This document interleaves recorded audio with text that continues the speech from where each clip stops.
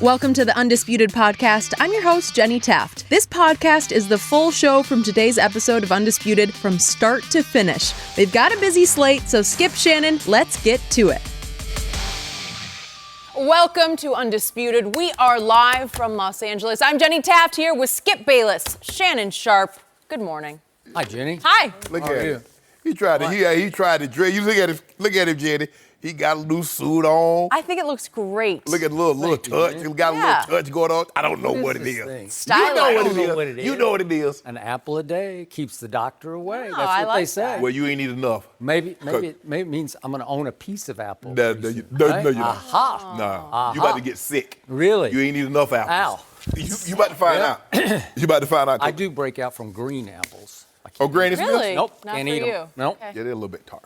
Yeah, not for me either. Yep. Okay, you've got a flower, so I don't really know why you're giving him a hard time. But I always... Oh, a suit. good shot from Jenny to start the Jenny, show. Jenny. That was good. Oh, you gonna let Skip come? You gonna let Skip come between us? Yeah, I mean, Yeah. Okay, yeah, you say, oh, yeah, you gonna let it. Okay. Here we go. we got 2.5 hours, so I'm going to do my best here. We've got a lot to get to on today's show. How about this for a headline? Is Tom Brady about to call it quits? Somebody hope so. And is John Gruden looking for a new quarterback? Yep. But let's start with LeBron. His Lakers are out of the playoff hunt, and the future doesn't appear bright. Woj reports the Lakers are, quote, an organization right now that is not aligned really on any level. He added that the top puzzle pieces, including Magic Johnson, Luke Walton, and LeBron, haven't been on the same page this season.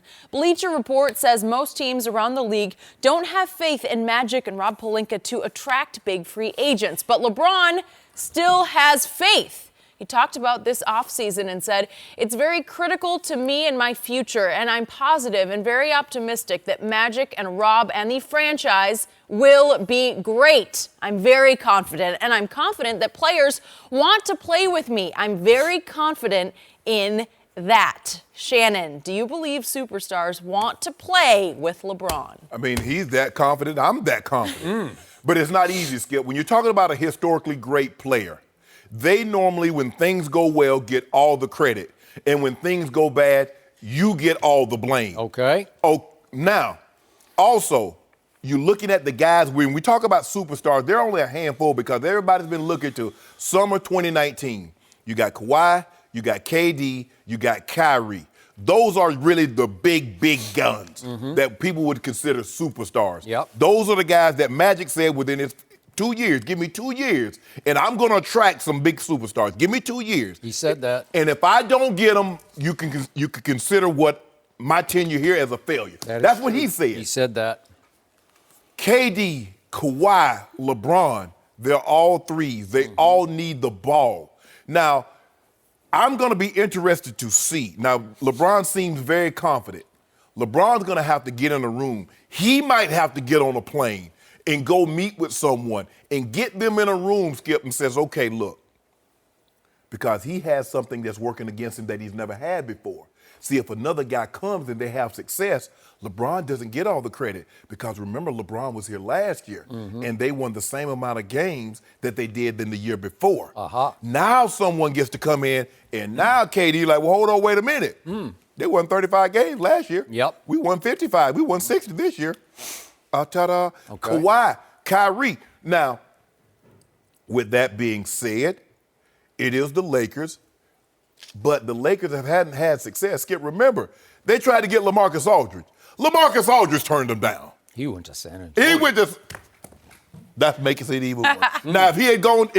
media capital down there in South Texas. Yeah, right? If he had gone to New York, you're like, okay. He goes to the Clippers. At least he's still in L.A., but it's the L.A. market. He goes to San Antonio. He'd rather set up shop on the Riverwalk as opposed to living in Bel Air or Beverly Hills. As the mayor of San Antonio, I think it's a great city. It is a great city. It ain't L.A.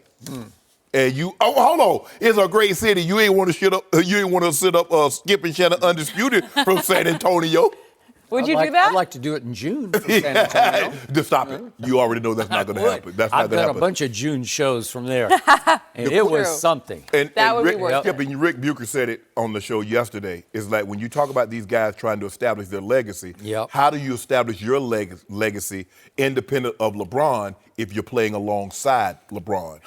I believe we would view Kobe Bryant totally different if Kobe had 5 championships and he won them without Shaq. Yep. Because Shaq gets so much of the credit for those first 3. He was the finals MVP. He was so dominant, so dominant that we forget that Kobe Bryant wasn't along just for the ride.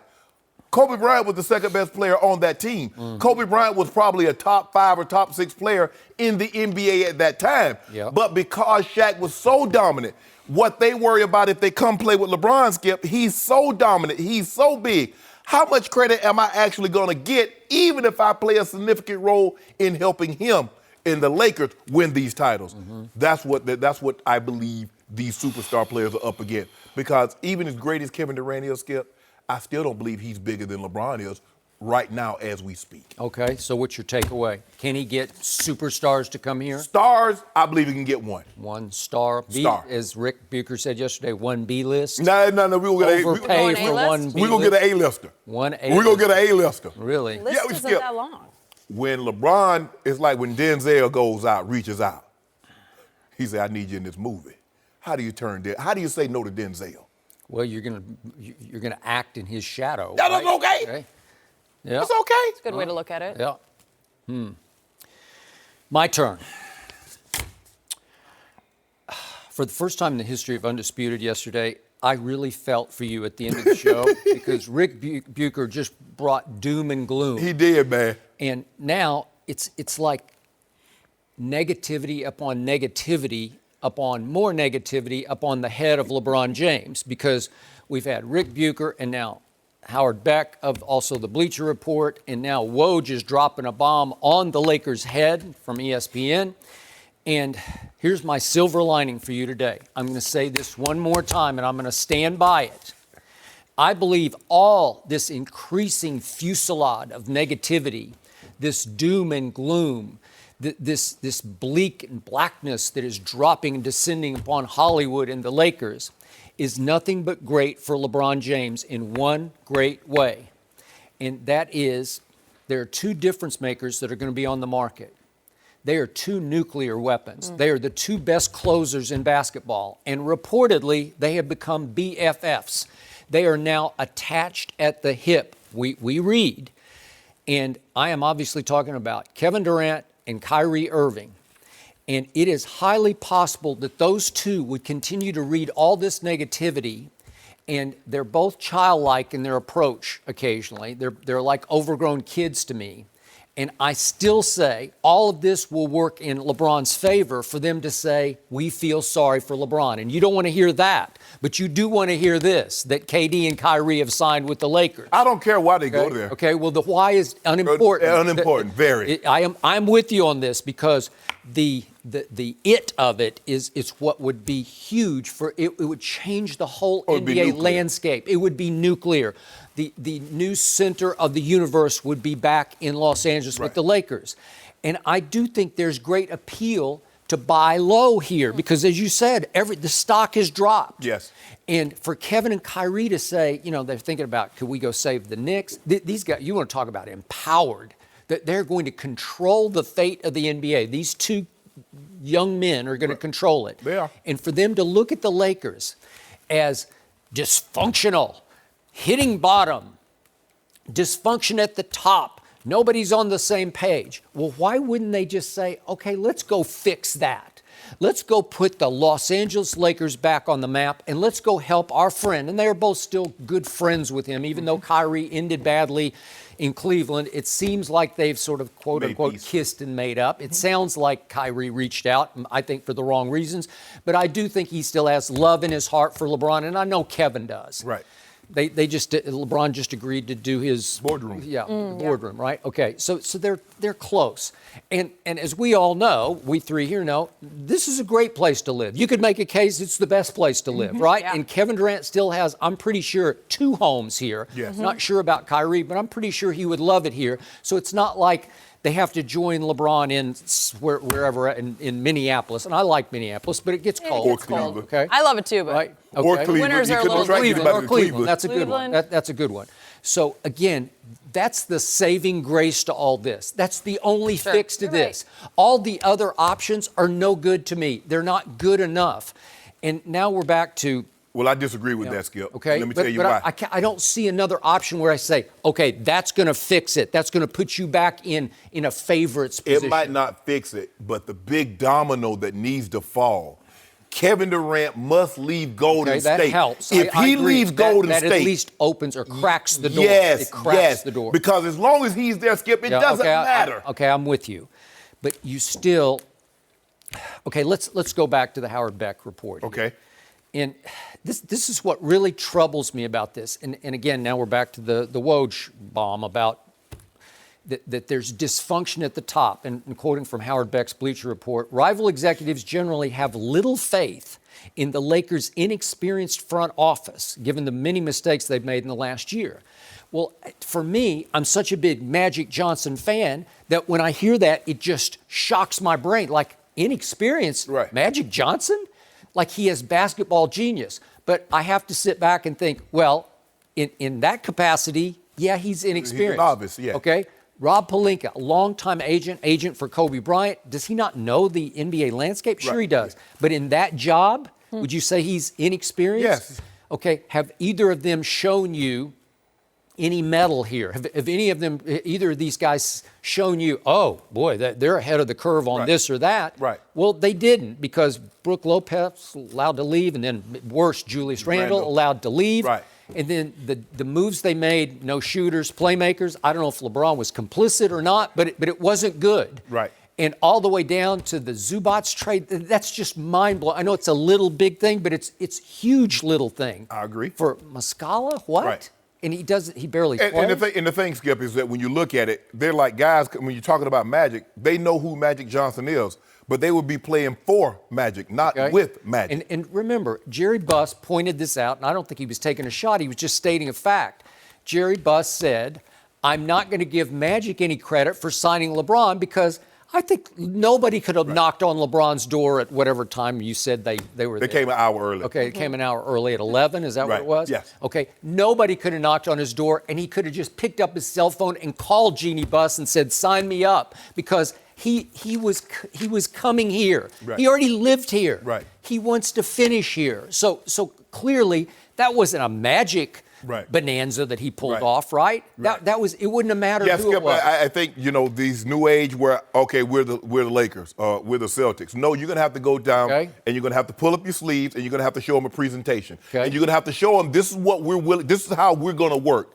LeBron, Skip, Kyrie's last year in Cleveland, he shot the ball 76 more times than LeBron while playing 2 fewer games. LeBron does not have a problem conceding the ball if you know what the hell you're doing with it when you have it.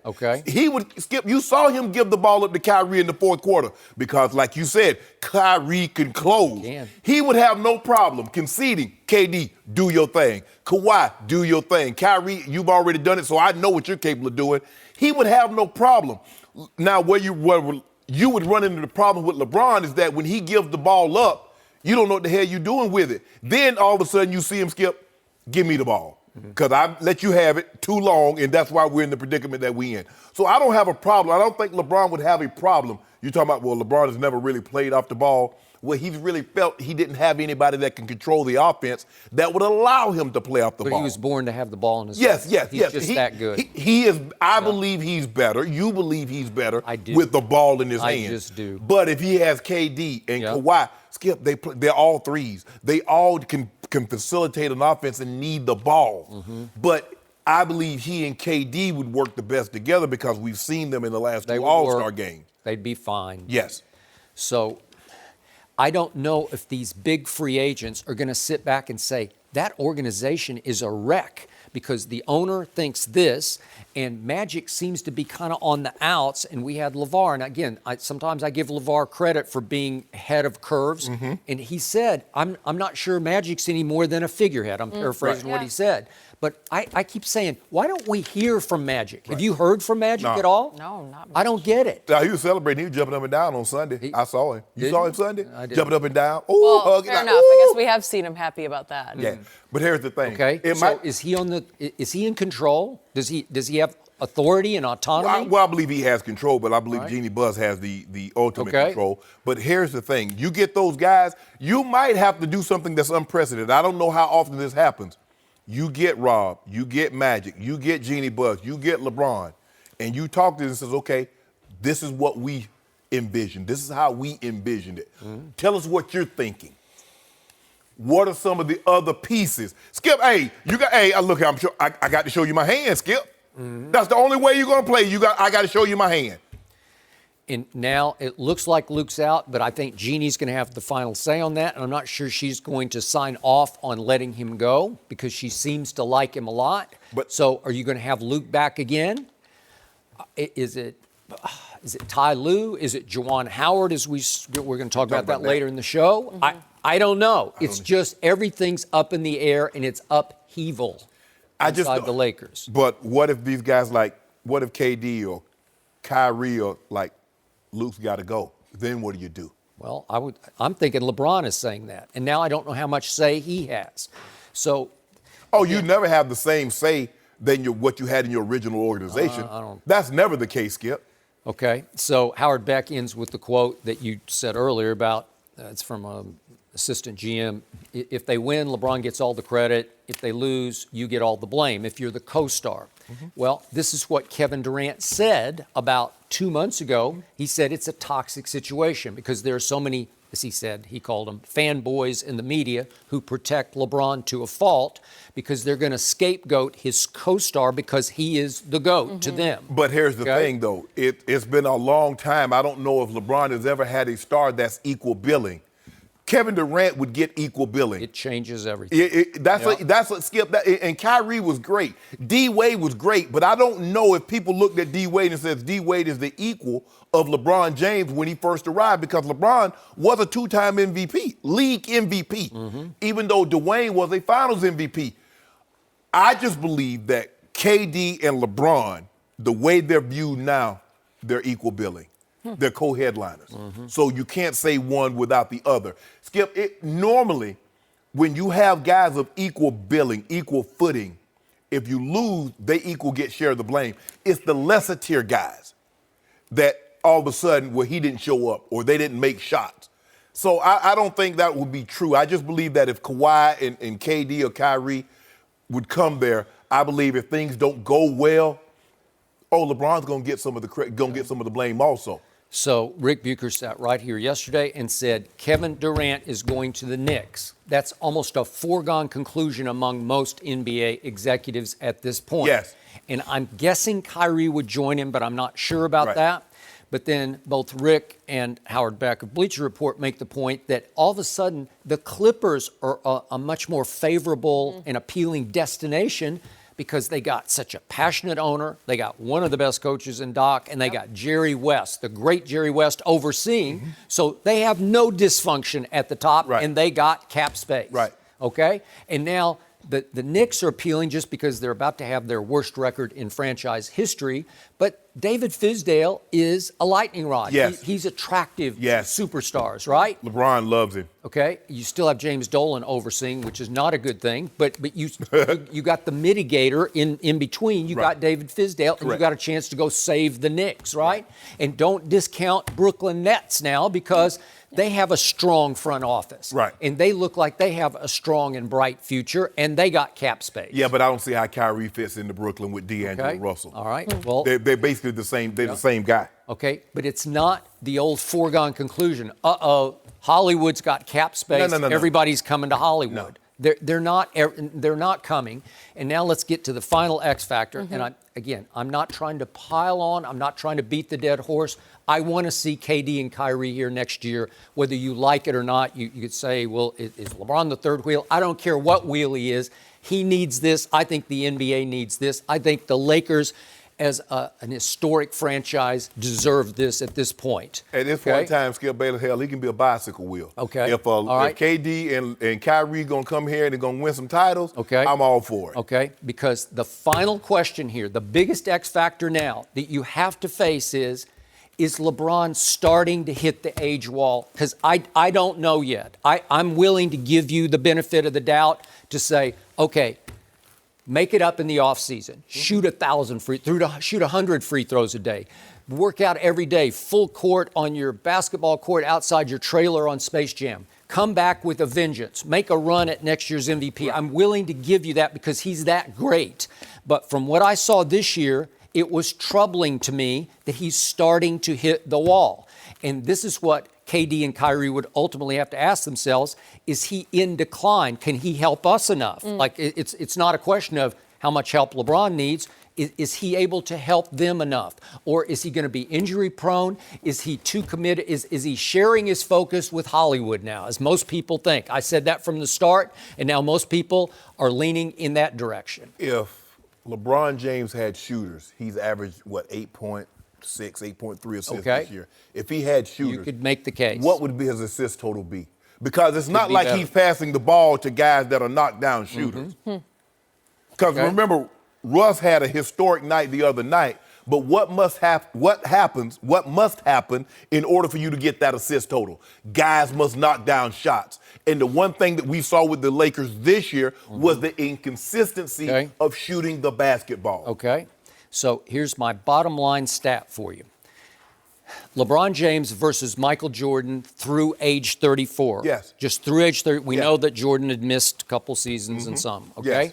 But how many more minutes has LeBron played now at age 34 than Michael had through age 34 seasons? The equivalent of 4 seasons. It's 13,000 minutes. Yes. Think about that. Yeah. 13,000 more than Michael had as he finished his Bulls run. I'm glad his final year. And I'm glad you said that. Okay? So I want you to never bring up again. At age 34, Michael was the MVP. At the age of 34, he took a team to the NBA Finals. I'm glad you brought that up. Led the NBA in scoring. You left out a key one. He was first team all defense. LeBron That's heart and desire. At the same age, LeBron James had played 4 more seasons. All right. So I want you to remember that you co-signed on this number, because it could be that Father Time is just tapping him on the shoulder where he's starting to wear out and break down. He ain't. How do you know? Because nobody knows for sure. Skip, you don't know until he slams the door in your face. Have you seen? Look, the thing is, we make it seem like that LeBron is averaging 15, 8, and 6. You're right. He's still getting He's the numbers. still right on his numbers, Skip.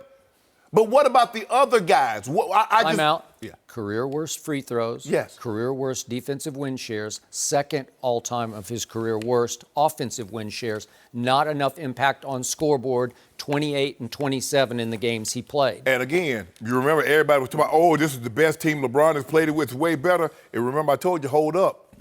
Hold up. Not so fast. Win shares. What about those guys? He's playing with. Y'all make it seem like he played with the Harlem Globetrotters. I'm going to give you all those excuses. I'm going to wait and see what happens next year.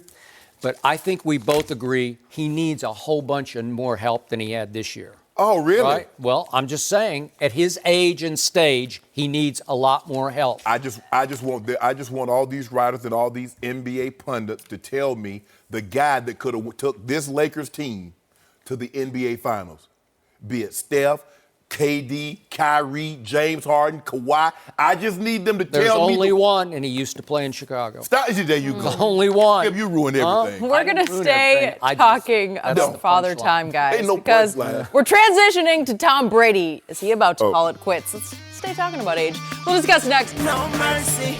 Tom Brady won his record 6th Super Bowl back in February, but looking ahead, he will be 42 when next season starts. The Boston Sports Journal reports the Patriots haven't ruled out the possibility that Brady will retire after the 2019 season. His contract will be up, but he has stated in the past that he wants to play until he's 45. So, Shannon, you've said this will be Brady's last year. So on a scale of 1 to 10, how confident are you that he will be done? 8.5.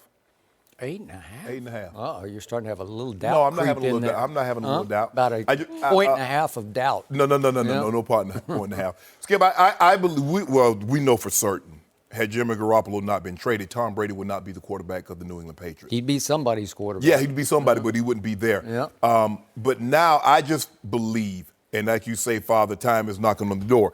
And yeah, he won his 6th Super Bowl. But there are stretches that Tom Brady didn't look like Tom Brady. Tom Brady had his divisional round against San Diego. He played the final drive. He was unbelievable. But he made some mistakes in the Kansas City game that we don't normally see. And his Super Bowl was one of his all-time worst, maybe the worst Super Bowl that he played since the very first one in which he won. But Skip, there are stretches during the season that Tom Brady didn't play well. And I think it's going to be accumulation. I think the wear and tear. I think this year he's going to take some shots that would say, you know what? This is it. This is enough. 6 Super Bowls, 20 years. Not to say that they're not going to be good. I believe they'll be good again as long as this duo is there, Coach Belichick and Tom Brady, and they play in that crappy division, which is the AFC East. Oh, they always, that's guaranteed, 5 wins right there, right, Skip? The Jets and Buffalo loaded up in the offseason. There you go. You can't even keep a straight face when you say that, Skip. Look. Remember Buffalo got Cole Beasley. Oh, yeah. Right? I think they did. We get jaded that the Patriots won the Super Bowl again, and Tom Brady was historically great throughout the entirety of the season, and that was not the case. And so, Skip, I believe this year will be Tom Brady. As a matter of fact, as I'm speaking, I'm going up as we speak. I'm at the 9 right now. Oh, really? I talked you up to a 9. I'm at a 9 right now. Just go to 10. No, 9. Come on. Because I believe he will take a few hits that will leave Tom Brady, and he will spend more time on the injury report. Not saying that he will miss any time, but it's going to end. And I think we'll see Tom Brady have I believe he'll have the worst year of his career in the last 5 to 6 years. Yes. Okay, so you're on record. Next year will be Tom Brady's all-time worst year, correct? Since he's been Tom Brady that we know and love. Now, I discount those ones where, he was more of a game manager. Okay. I'm talking about since he's become the Tom Brady that we know. So I would like to point out to our audience that my man, Shannon Sharpe, the Hall of Famer, sitting across from me in our first year here on Undisputed at Fox Sports 1, predicted that one more year would be the end of Tom Brady, but he had to amend that to one more year, which is going to now be next year. So you've already changed once. But why was I anticipating 1 year? Why was I anticipating? I don't remember. Jimmy G. Oh, and he went crying to Mr. Krabs, his dad, the one he calls his dad, and Tommy is like a son to me. He went and cried on his desk and made Coach Belichick trade Jimmy G. So tell the entirety of the story. And then what happened? 2 more Super Bowls happened. Yes, they and a did. Loss. And 505 record Then yards. They lost. Yeah. Coach Belichick 7. This topic wearies me. Really? In a fun way, because I'm going to say this one more time, and it just grates on your nerves to hear this, but there is one man in sports you do not bet against. Thomas Edward Patrick Brady Jr. That man you do All not. All of getting old. Yeah, hey, when you have a name like that, you're going to play until you. No, you're not. You play forever Great with name. that It's a great name. name. Well, Right? Father Time don't know which one to catch up with first. Okay, maybe but he gonna catch up with Thomas. I don't know if it's pliability. I don't know if it's the TB12 method. I don't know if it's avocado ice cream. I just know this. Tom Brady's having more fun than he's ever had playing football. He is shattering the mold, and he is having the most fun he's ever had shattering the mold and posting corny pictures on IG and now Twitter. He'll rule Twitter pretty soon. Oh, yeah. And the point is, he doesn't need any help. We never talk about, Tom needs more help. We just talked about another guy who needs a lot of help. But Tom going on he's going to play at 42 next year. He'll probably have even less help on the offensive side of the ball than he had a year ago, because it sounds like there'll be no He got the most help. He got the greatest coach in history of sports. Who coaches defense sometimes. Don't do that, He coaches it. He didn't coach it against Nick Foles, but that's a whole nother issue. So I'm going to knock on wood one more time. The only way you're going to be right about this is if injury strikes. And I'm knocking hard. I'm going to bang my fist on this wood because knocking on wood. That's the only way you're going to be correct about this, is if he threatens, heaven forbid, a career-threatening injury. And obviously at 42, you probably wouldn't want to go through a lengthy rehab and try again. I doubt it, okay? So he is saying, I'm going to play at 42, 43, and 44, because he says I'll play until I'm 45. I am betting on Tom Brady to play 3 more seasons.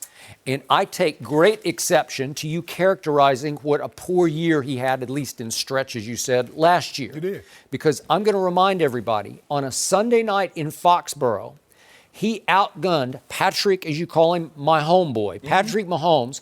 Tom Brady threw for 182 yards in the fourth quarter and put up 16 points that won the shootout. And then he outplayed Aaron Rodgers on the biggest stage on Sunday night. And then he went to Chicago very quietly and put up 38 points on that vaunted Bears defense in Chicago. Is that good? I think that's pretty good. Very good. Put up his best regular season numbers at Miami when he threw for 358 and 3 How many touchdowns. touchdowns? 3 touchdowns. What about that? What about that sack at the end of the game? Okay, but again, What about the he Titans? put them in position to win the game until Belichick's defense gave up the Miami Miracle that cost them home field advantage in the AFC Championship game and put Tom Brady in Kansas City. If you don't mind me asking, can you tell the people at home what he did against the Detroit Lions on that fateful day? Well, I just told you, he put them right back in position. If they close the deal at Miami, if Belichick's defense doesn't fall down on its face. Detroit. Yep. I need Detroit. Okay, all right. Okay, what about Tennessee? Okay. Can you tell the people at Tennessee Titans? They did play the Titans, right? Yeah, they did, but Okay, they were well, in position to have home field throughout the playoffs until the Miami Miracle happened. I get all of that. Okay? I don't care about all that. Everybody's going to lose some games. He's not going to win every game. Okay, then. Some people going to win some games. You make it seem like this, like they lost You all didn't their bring up games through Jacksonville, where Blake Bortles threw for 373. And what did Tom Brady throw for? Well, all I know is they got torched. No. What did defense. Tom do? You know, Tom does get an opportunity to torch the other team's Sometimes defense. it's hard to overcome a bad defense. But For much of the year, no, it's a bad no. defense. That's not what you told me. Yeah. You told me Tom Brady always overcomes Coach Belichick, with the exception. Well, guess what happened when the money was on the table and the playoffs started? The Chargers went up to Foxborough, and do you remember what Tom did in that game? How about 343 and a touchdown? Did that work? That was. What did Coach Belichick's defense 34 or 44 that day. do? What did Coach Belichick's defense do? Boy, the tone was set because he finally had the clarity to say, I won the toss. Maybe I should give the ball to 12 for once instead of saying, we're going to play defense. What happened? Touchdown happened. What about, and then Phillip Rivers scored again, and then Tom Brady scored, and then Phillip Rivers didn't score anymore until the game was well out of hand. Okay? Yep. No, but tone was set by 12. What about the last game we remember seeing Tom Brady play? Well, How many hold touchdowns? on. We just skipped over the crucial one at Kansas City, a game that you said they had no chance to win. I didn't say they didn't have any chance. I said Kansas City would win. Tom Brady, I don't know how he did this, but he threw for 120 yards in the fourth quarter against that man, Patrick Mahomes. And then he threw for 60 more in overtime. Not only 60 more, but he completed 3 straight 3rd and 10 passes. Yes. How do you do that? You go 20 to Edelman, 15 to Edelman, 15 to Gronk. All 3rd and 10s. That's impossibly great, right? But that's Tom Brady playing at his greatest. And in the Super Bowl, that Rams defense did a number on him, and Belichick's defense was very good against a really shaky. No. You see what you did, Skip? Well, come on. Why would you do that? Okay, but what happened? See, the football game is actually, it's 4 quarters Yes. long. And so if you give Tom Brady the requisite amount of time, if you give him regulation, he can play all the way through 4 quarters. Mid-fourth, he finally said, okay, I got this. And he completes 4 straight passes on the drive that broke a 3-all tie, and he threw the pass of the game to Gronkowski, 29 yards down to the 2-yard line. That was ball game right there, and that should have been an MVP throw, but it was not. This is what Tom Brady had to play with, 3. All he had to do was score 4 points, and he wins the Super Bowl. He got 13. So let's not pretend that Coach Belichick's defense didn't do a masterful job in that game. Skip, see, the thing is with you is that when Tom Brady loses, it's Coach Belichick's defense fault. When he wins, it often has been. Well, what happened in the previous Super Bowl? Nick Foles put up 41 on Belichick's defense as some guy named Malcolm Butler didn't play. How did that happen? Okay, what about when he held the Falcons? The last 8 minutes of the third, all fourth and overtime, held them to 0 points. What about the entire fourth quarter he held Seattle to 0 points? See, you don't give him any credit for that. Hey, I'll give him some credit. Brady against Atlanta threw for 246 in the fourth and overtime. But how do you do that? It's a Super Bowl. Easy. Guess what? He threw for another 200 yards in the Super Bowl against the Eagles. But guess what happened? The Eagles scored. Coach Belichick defense couldn't shut them out. I give you some credit, but without 12, you got nothing. All 12 has done is won 6 Super Bowls with 6 game-winning drives. If you don't mind me how great is that? Let me ask you a question. Can you be greater than that? Could you? I don't think so. So you feel comfortable in saying Tom Brady without Coach Belichick would still have won 6 Super Bowls? Well, if you gave him just a credible coach. No. Like an above-average coach, yeah. I mean, how many years have we said, well, they're not the better team? Again, they're supposed to next year have this record amount of cap room. And there are 2 mysteries in sports to me. Where does all the money go that the NCAA gets for football and basketball? Like, who gets all that money? Coaches. Those billions. Coaches Do they? in schools. Okay. Do they? I don't know. And the other mystery is, where does all the Patriot cap money go? Because I don't see anybody getting paid except Stephon Gilmore and Brady taking a hometown discount. Who else gets paid? I could say where it goes, but I won't go there. That's neither here nor there, Skip. Oh, you're doing that. Okay. I ain't doing nothing. Don't do it. I ain't doing that. Okay. But here's the thing, Skip. Look, Tom Brady is historically transcendent great. We're not trying to knock that. But he is going to, this is his 20th season. Now, there have been only 8 players to play 20 or more seasons. Vinny Testaverde is the only quarterback. But his last 3 seasons, he was a backup. All the rest have been punters and kickers. Now, we see Adam Vinatieri. I mean, what is he in? His 25th? I think he came in 96. So here he is in 19. So we get 24 seasons. And so we see George Blanda played until he was 48. He did? Jim Marshall. But he was place kicking. Right. At that time, he was place kicking. Yeah. So that's not, I think Jim Marshall played 20 seasons too. I believe he did. But so that's that. Okay. This is, I mean, we're in uncharted territories now. For a guy to be playing this long. I agree with that. And what he's done is not only has he played this long, he's played well, very well this long. That's that's the anomaly. Okay. Yeah, playing long is an anomaly also. But I think the greater anomaly is how well he's played in year 17, 18, 19, and now heading into year 20. So I'll answer this for Shannon. Scale of 1 to 10, how nervous is he about Tom Brady playing past next year? 10. He's a 10. It's over. Yeah. I just feel like because Tom tweeted that he was going to retire on April Fool's, that means retirement is the furthest thing from his mind. If he finds it that fun and a great joke that Jenny, he and I laughed at, Shannon. Are you following him on We're going to have a conversation. Skip going to come out here crying, eyes watered when Tom Brady is done. I don't think he's thinking about retirement at all. And I don't think I'm thinking about crying. Oh, you're going to be crying. No crying around here. Because now you don't have a team that you know every year is going to be in the Super Bowl. Now you stuck with them. Bombs and you know it. You already know. Yeah. No more Super Bowls for you. Okay. I got Super Bowls in my future. Plural. No, you don't. No, you don't. No mercy. Hey everyone, Jenny Taft here, and thank you for listening to the Undisputed podcast. If you like what you hear, then you should subscribe to the First Things First podcast featuring Chris Carter, Nick Wright, and Jenna Wolfe. The First Things First pod breaks down the biggest stories in the world of sports. So if you like the NFL, NBA, college sports, then you're going to like this podcast. The First Things First podcast. The First Things First podcast drops Monday through Friday with a special weekend edition as well. And be sure to catch the show live on TV before us every weekday at 6:30 a.m. Eastern. Now, back to our show. No mercy. We've got some more social media news to discuss, but this one a bit more serious. The rivalry between Conor McGregor and Khabib continues to heat up. On Tuesday, Conor tweeted derogatory comments about Khabib's wife and religion. Khabib followed that up by calling Conor a, quote, rapist. Yesterday, Dana White said their actions were unacceptable. Khabib beat Conor back in October, but both fighters were suspended for their roles in a brawl that ensued after the fight. Then last night, Conor tweeted this: I want to move forward with my fans of all faiths and all backgrounds. All faiths challenge us to be our best selves. It is one world and one for all. Now see you in the octagon. Shannon, what is going on here? Skip, this is all to sell a fight. But Conor's over the line.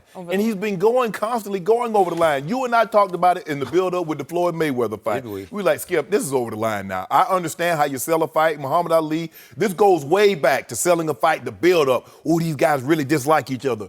But at what point in time does talking about a man's wife or talking about a man's faith step over that line. Now, you wonder why, and Dana White and Nevada Athletic Commission, they suspended the man. You wonder why he jumped off the top of the octagon and kicked somebody in the head. Good point. This is why. This is why. Leave people's wives. Leave their faith. That man is devout in his faith. And we know people, Skip, and through history of time, people have killed for faith and religion. So, Conor, leave this alone. I understand this. You trying to get the build up. This was all a power play by he's retiring. Skip, this was all a power play. He's trying to extract more money from Dana White. Maybe the contract of 5 or 6 fight deal that he signed, maybe it didn't have enough money. Maybe he want more of the pay-per-view buys. Oh, okay, I get all that. But leave the man's wife alone, Conor. This should be above you, but it's not. I got no problem with you antagonizing the guy. If you want to talk about the guy, blah, blah, blah, all that, I get it. But what can you say? The man choked you out. The man made you say uncle. And the way you go say, oh, I'm going to get you back, I'm going to get you back, you talk about his wife? Can you imagine? And remember last time, Skip, the guy the referee had to hit on Khabib a couple of times to get him to turn him loose. Now, he going to get you this time, because I don't know what Conor can do differently. Conor is what he is. He's a striker. And if he doesn't get you out there early, the man drags him to the deep and he drowns him. That's his M.O. Skip, but you got to leave this stuff alone. Now, Conor, you keep stepping out of line. Man, look here. You do realize that Khabib is not the only man of that faith. Leave that alone, bro. Talk about him. Talk about his cauliflower ear. Talk about he ain't no Russian bear. Talk about yada, yada. I get all that. Yep. But, man, Skip, when you start dealing with a man's family, man to go to great lengths to get you. So, quick historical perspective before I answer Jenny's question. To your first point, do you remember what Ali did to Frazier before the Thrilla in Manila? I did. And Muhammad Ali was my all-time favorite performer as an athlete. Right. I had 2 posters on my wall when I was in high school, Ali and Namath. Those were my 2 guys. And yet, what he did to Joe Frazier, it got really ugly. It got very personal. And I believe it fueled Joe in that fight, and they nearly killed each other that night in Manila. They both wound up in hospital rooms, and I think it took years off each guy's both of them. life, They did. right? They absolutely did. Okay, but that was to sell the fight, although I think that one went over the line into true personal, right? Okay. Now we're back to this.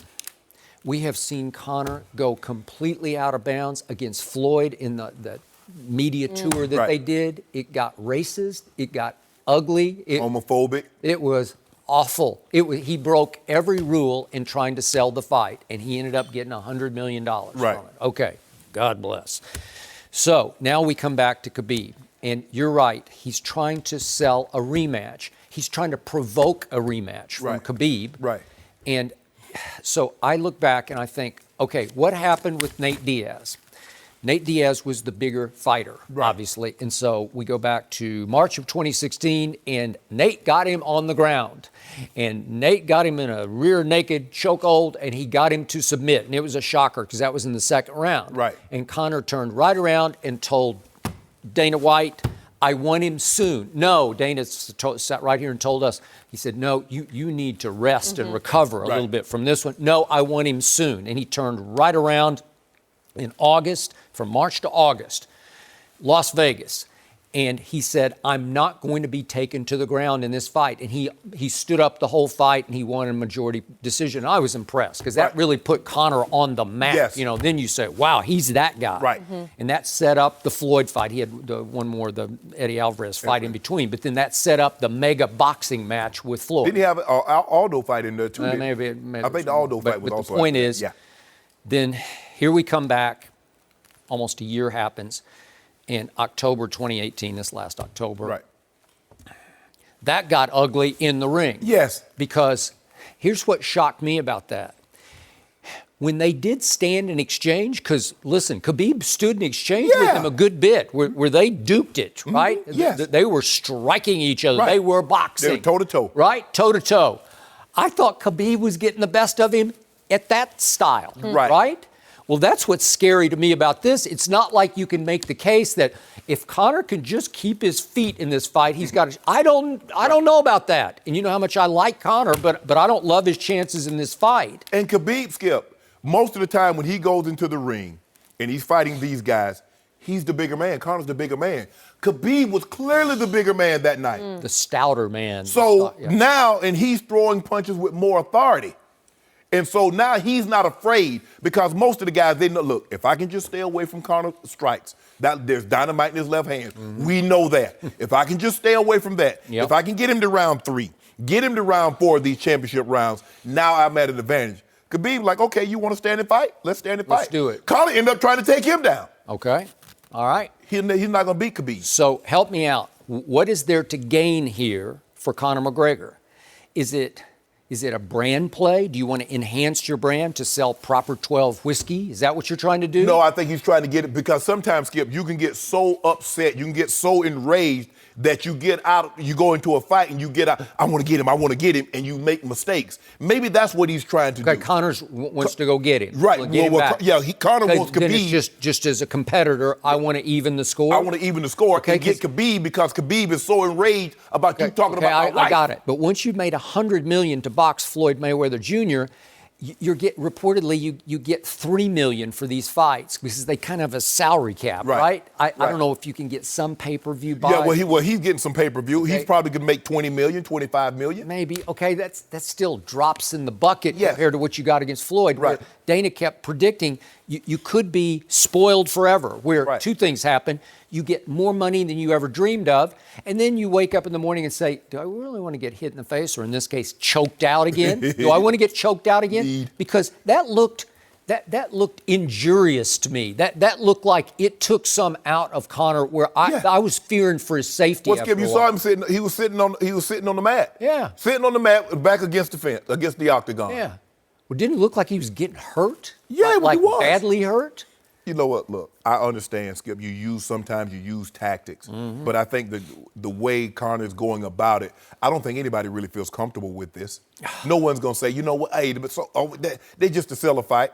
You got to talk about a man's wife. You got to talk about his religion, and then he gonna come back. I respect all my fans. That was his last tweet. Yeah, and I think the reason he said that about his wife is because he was speaking at a Moscow university and called him a jealous wife because he keeps retiring and then unretiring. I know, it's shot for shot. Right. But it's still, he took it over the line very far. Okay. So he was literally poking the bear because that man's a bear. Yeah. So he's poking the bear to a fault, and I think he knows he's going to enrage him again to the point where he's unbeatable. Right. Like even if you get a second shot, which I'm not sure he's going to get. And then Khabib's like, well, hold on, I'm not going to take less money than Conor. Because, the last time Conor made the most money. Why would he? First of all, I'm the champ. Yeah. Okay. I'm not going to take less money than him, so whatever he's getting, I'm going to need more than what he's getting. Yep.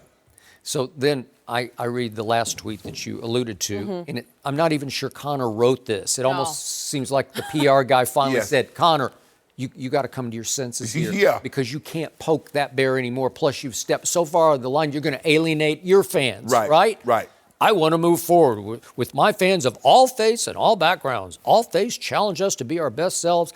It is one world, one for all, big red heart.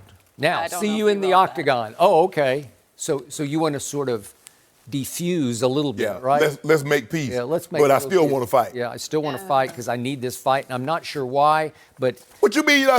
Skip, you want the money?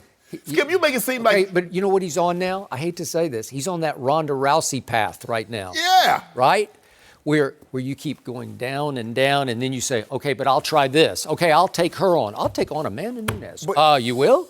But the thing, Skip, he didn't evolve. The thing that makes John Jones so unbeatable is because he can do it all. Okay. He can strike. He can take you down. His ground game is unbelievable. He really has no weakness.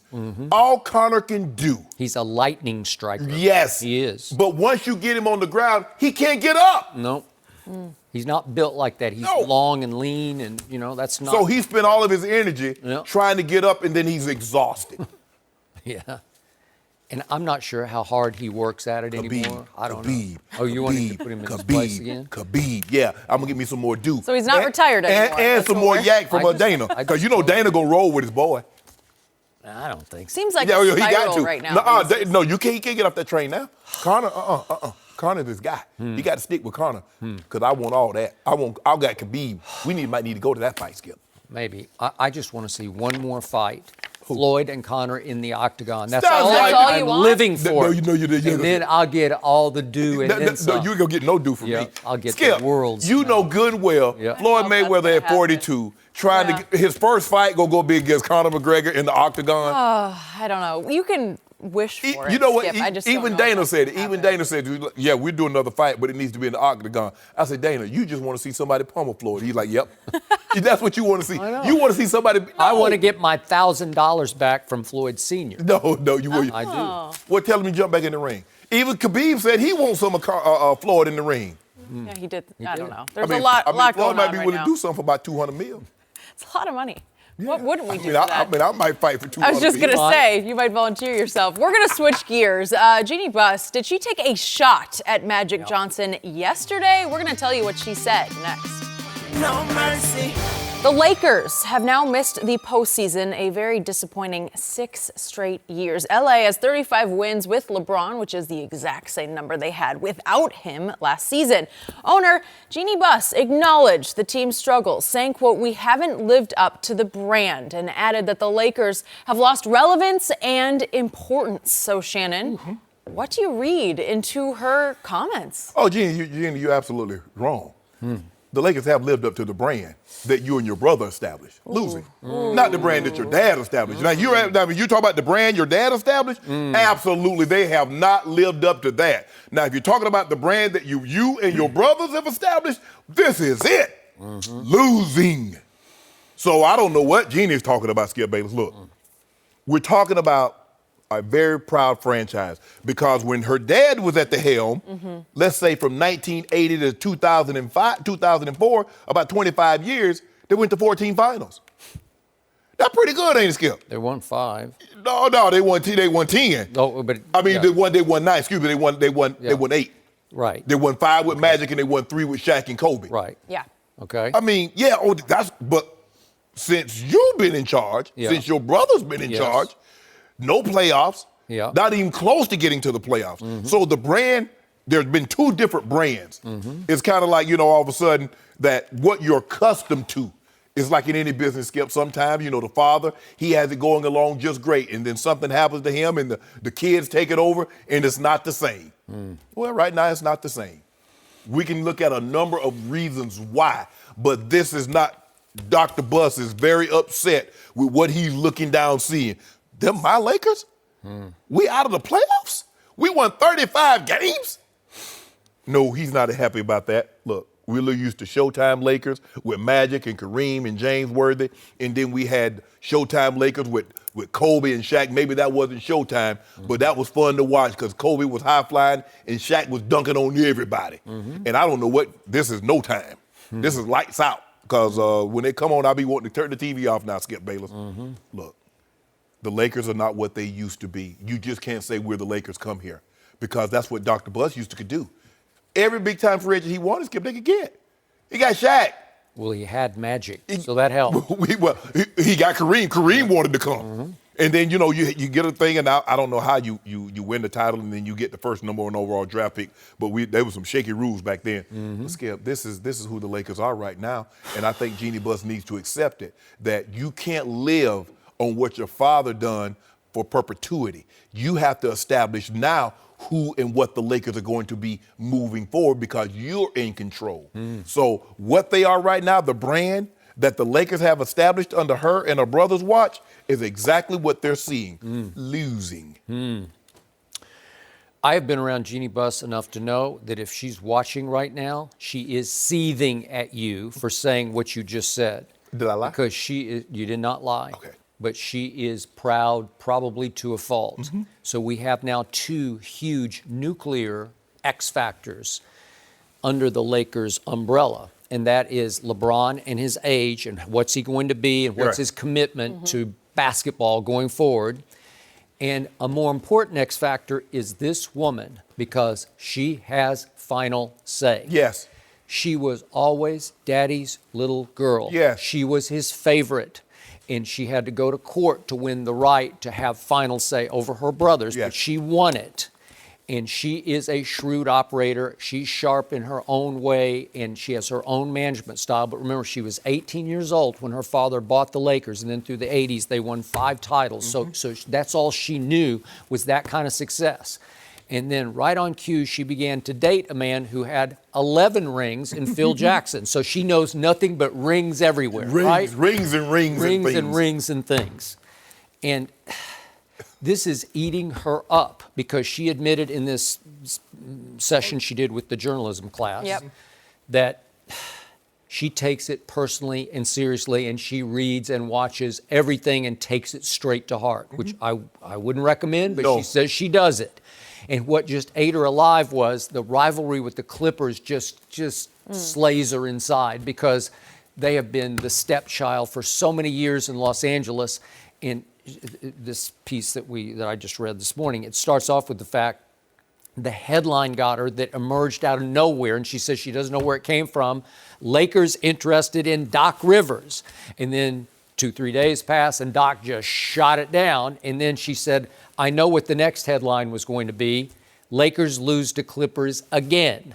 So this is operating under the surface that it's not just a national thing, it's also even more painful locally because all of a sudden the Clippers got Ballmer and the Clippers got Doc and the Clippers got Jerry West and the Clippers got cap space. And so they become an even bigger threat locally than the Lakers' declining reputation is nationally. Skip, to your point, all her life since her dad is on the team, the Clippers weren't the little brothers. The Clippers were the cousins. They were. The distant cousins. Because the Clippers every year was getting the number 1 overall draft pick. From Oliver Candy to Purvis Ellison to Blake Griffin. It didn't matter. The Lakers were winning championship after championship after championship, and the Clippers were getting first to second pick, first to second pick, first to second pick.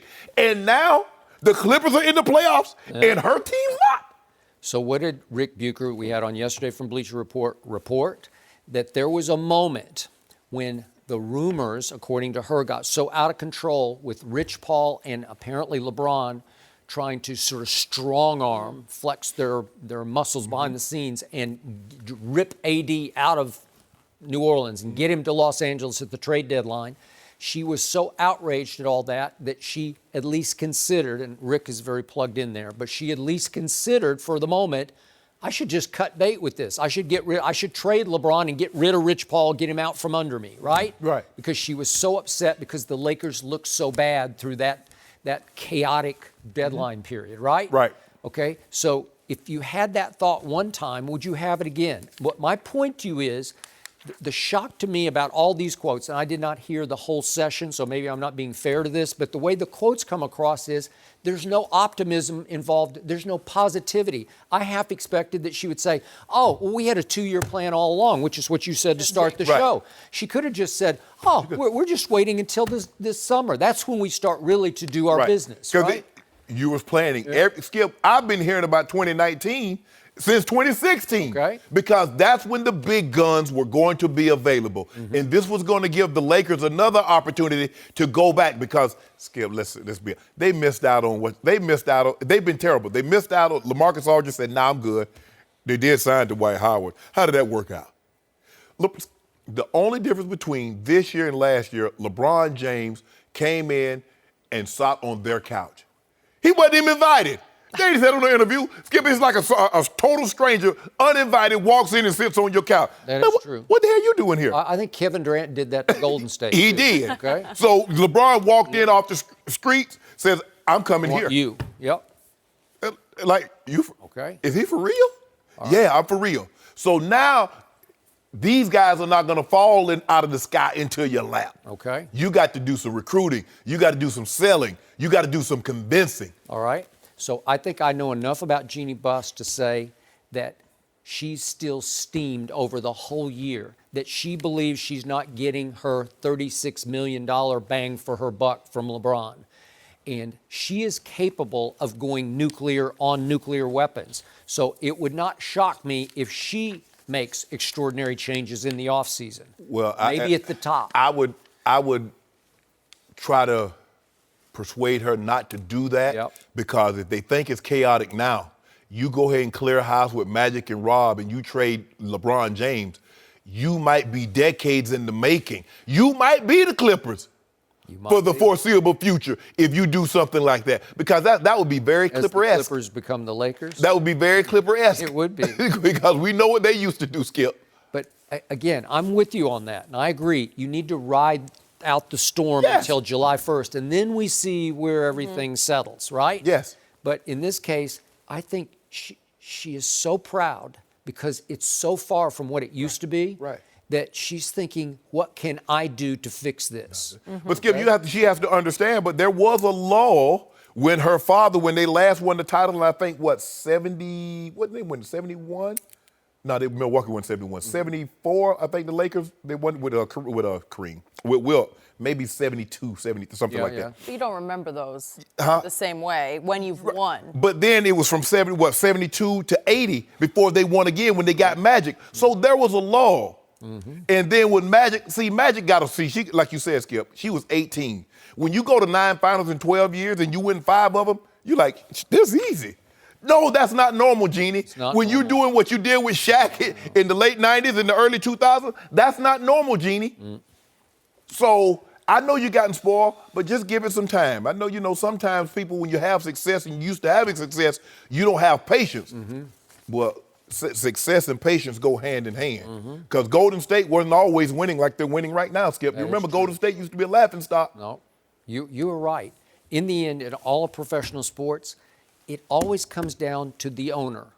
That the owner has final say. The owner, it's always about Jerry Jones is going to pick the coach. Yes. Who's going to then pick the guys who pick the players. But it's all about Jerry. He's got to make the right choices. Yeah. Robert Kraft keeps making big right choices, right? Yeah, he's on only the field. I mean, since he made that choice in 2000, he's been right on the money. He's been right on the money ever since he made that choice in But he 2000. has. You got to give him huge credit for the choices. For sure. So this is her desk. The buck stops right here. Personal for her. It's very personal, and she has to make the right calls to start with. But she strikes me as a person that she doesn't care if she gets the credit. Dr. Buss didn't care if he get no credit. No, he didn't care. But we know there are some owners, Skip Bayless, that they need the credit. They do. To feel important, even though because they're not in the arena. Yep. So I need to make it about me. Mr. Skip, if you don't really follow, he doesn't do anything. He don't have no press conference. He ain't got no radio show. Yep. He ain't telling you who gonna play. He ain't telling you who they going after. He don't do any of that. All he do is hold up them Lombardis. Well, I was going to say, he doesn't want credit, but he wants the glory. Yeah. That's going to come along with it, Skip. Okay. The quote that she said that I loved, I want to build something special just as my dad did that the community can be proud of. This is something that's so close to her. Well, you want to build it. Well, you got the right guy on the job. You got the carpenter of all carpenters. And unfortunately for her, you have to share the community with another pro basketball team. Well, hold on. That's just temporarily. That's just temporary. Still playing. That's just temporary. So. I mean, look. They have their little moment. They have little spurts. I mean, it's not like the Clippers always missed the playoffs. It was sporadic. They're doing something but special. It's gonna come, babe. But you know who you got on the job, Skip? You got that handyman, and he can make it happen. Really? Oh, he can make it happen. That handyman, O'Brien. Handyman now? Ooh, boy, I've seen him work. I've seen him work as man. Oh, you mean the actor LeBron James? He does it all. So, how about this? Is the John Gruden-Derek Carr marriage headed for a divorce? We'll discuss the latest next. No mercy. Earlier this week, Derek Carr posted this image on Instagram, making the "I'm watching you" gesture. So a lot of people viewed that as a shot at John Gruden, who met this week with the top quarterbacks in the draft. But yesterday, Carr sounded much more positive, saying about the offseason, quote, "All we've done is add good players and good people. We're building a team to win now." So Shannon, do you think Gruden is sold on Derek Carr as the franchise quarterback? Nope. And Derek Carr said we adding more good players. Basically, he swapped out Amari Cooper for AB. He swapped out Jordan Nelson for Tyrell Williams. He did. Guess what's coming next? John Gruden was brought to Oakland by Mark Davis. Yep. One reason. He was given $100 million. Skip, not to miss the playoffs, to see the transition to Las Vegas, and to get this team to a Super Bowl. Yep. Derek Carr, they got a bachelor party scheduled, I think, for 2021 in Vegas. You about not to get an invite. Little do you know, if you do not perform well this year, Skip, does he know he's not making the trip to Vegas? Does he understand that? Because he's not. John Gruden doesn't believe in you. Now, he's going to give you every opportunity to succeed. You look at what he's done from AB, you look at what he's done with Tyrell Williams, you look at some of the moves he's made at running back. He's going to give you every opportunity to succeed. But succeeding is not going 9-7. Even if you make it to the playoffs, Skip, John Gruden is the type of guy, he's got to have deep down belief. Yeah, we went to the playoffs, but can I win 2-3 games in the postseason? Yep. And I don't know if he really truly believes that about Derek Carr. Derek Carr had that one season in which he was an MVP candidate. Ever since then, for whatever the reason, you can say, well, he was injured and he didn't have this, and you could say the turmoil around him. He hasn't been that guy. Mm-hmm. So I do not believe John Gruden is 1,000% sold on him, and he's not going to be able to come to the bachelor party in Vegas if he doesn't pick it up. He doesn't do bachelor parties. I don't think so. He doesn't. Well, he's not going to be no party. Huh? He doesn't strike me as a I mean, hold on, party Skip. guy. Look, if you my best friend, I understand you married and you got kids. If you my best friend, I say I'm having a bachelor party, I expect you to be there. No, I'll come to the wedding. No, Skip, baby, Would you you come even to the go to the bachelor wedding? party. Yeah. You'd go to the Wedding. wedding. Oh, They that's got good nice. wings, Skip, where the place I'm going. The food is excellent. We've heard this argument The before. food excellent. The food, it's great. I 1,000% agree with everything you just said except the bachelor party. Except, I know John Gruden, and I'm pretty sure he's not sold on Derek Carr. And the tipping point to me was that post, the I'm watching you, I'm looking at you gesture. John Gruden will not like that. No. But the reason he posted was because it was reported that John Gruden was going to have Kyler Murray in and Dwayne Haskins in for interview sessions, Right. getting to know you sessions. And it just sends more messages that John Gruden is still open for business. Yeah. You know, like, I'm going to check. Now, neither Kuiper nor McShay have a quarterback going to Oakland in their mock, their Right. first rounds, but they got a bunch of draft choices, as you know, starting at, 4 and then 2 later. Well, unless he's going to give them all up. Yeah. I don't even know why he got Kyler in this building. He going to give up all them first-round picks? Is he enamored of Kyler Murray? I wouldn't doubt that. Skip, he's got fourth. He needs to have the number one pick. Okay. So if he gives them got all you. up. Okay, I got you. But I think he's got a wandering eye. Oh, yeah. He's looking at quarterback. Uh-huh. And I know John Gruden well enough to know he is hard on quarterbacks. that's a good point. And he goes way up and way down quickly on quarterbacks, and it sort of stems from his background. Remember, he was the backup quarterback for the Dayton Flyers for 3 years. Yeah. And he was a wannabe, you know, Yeah.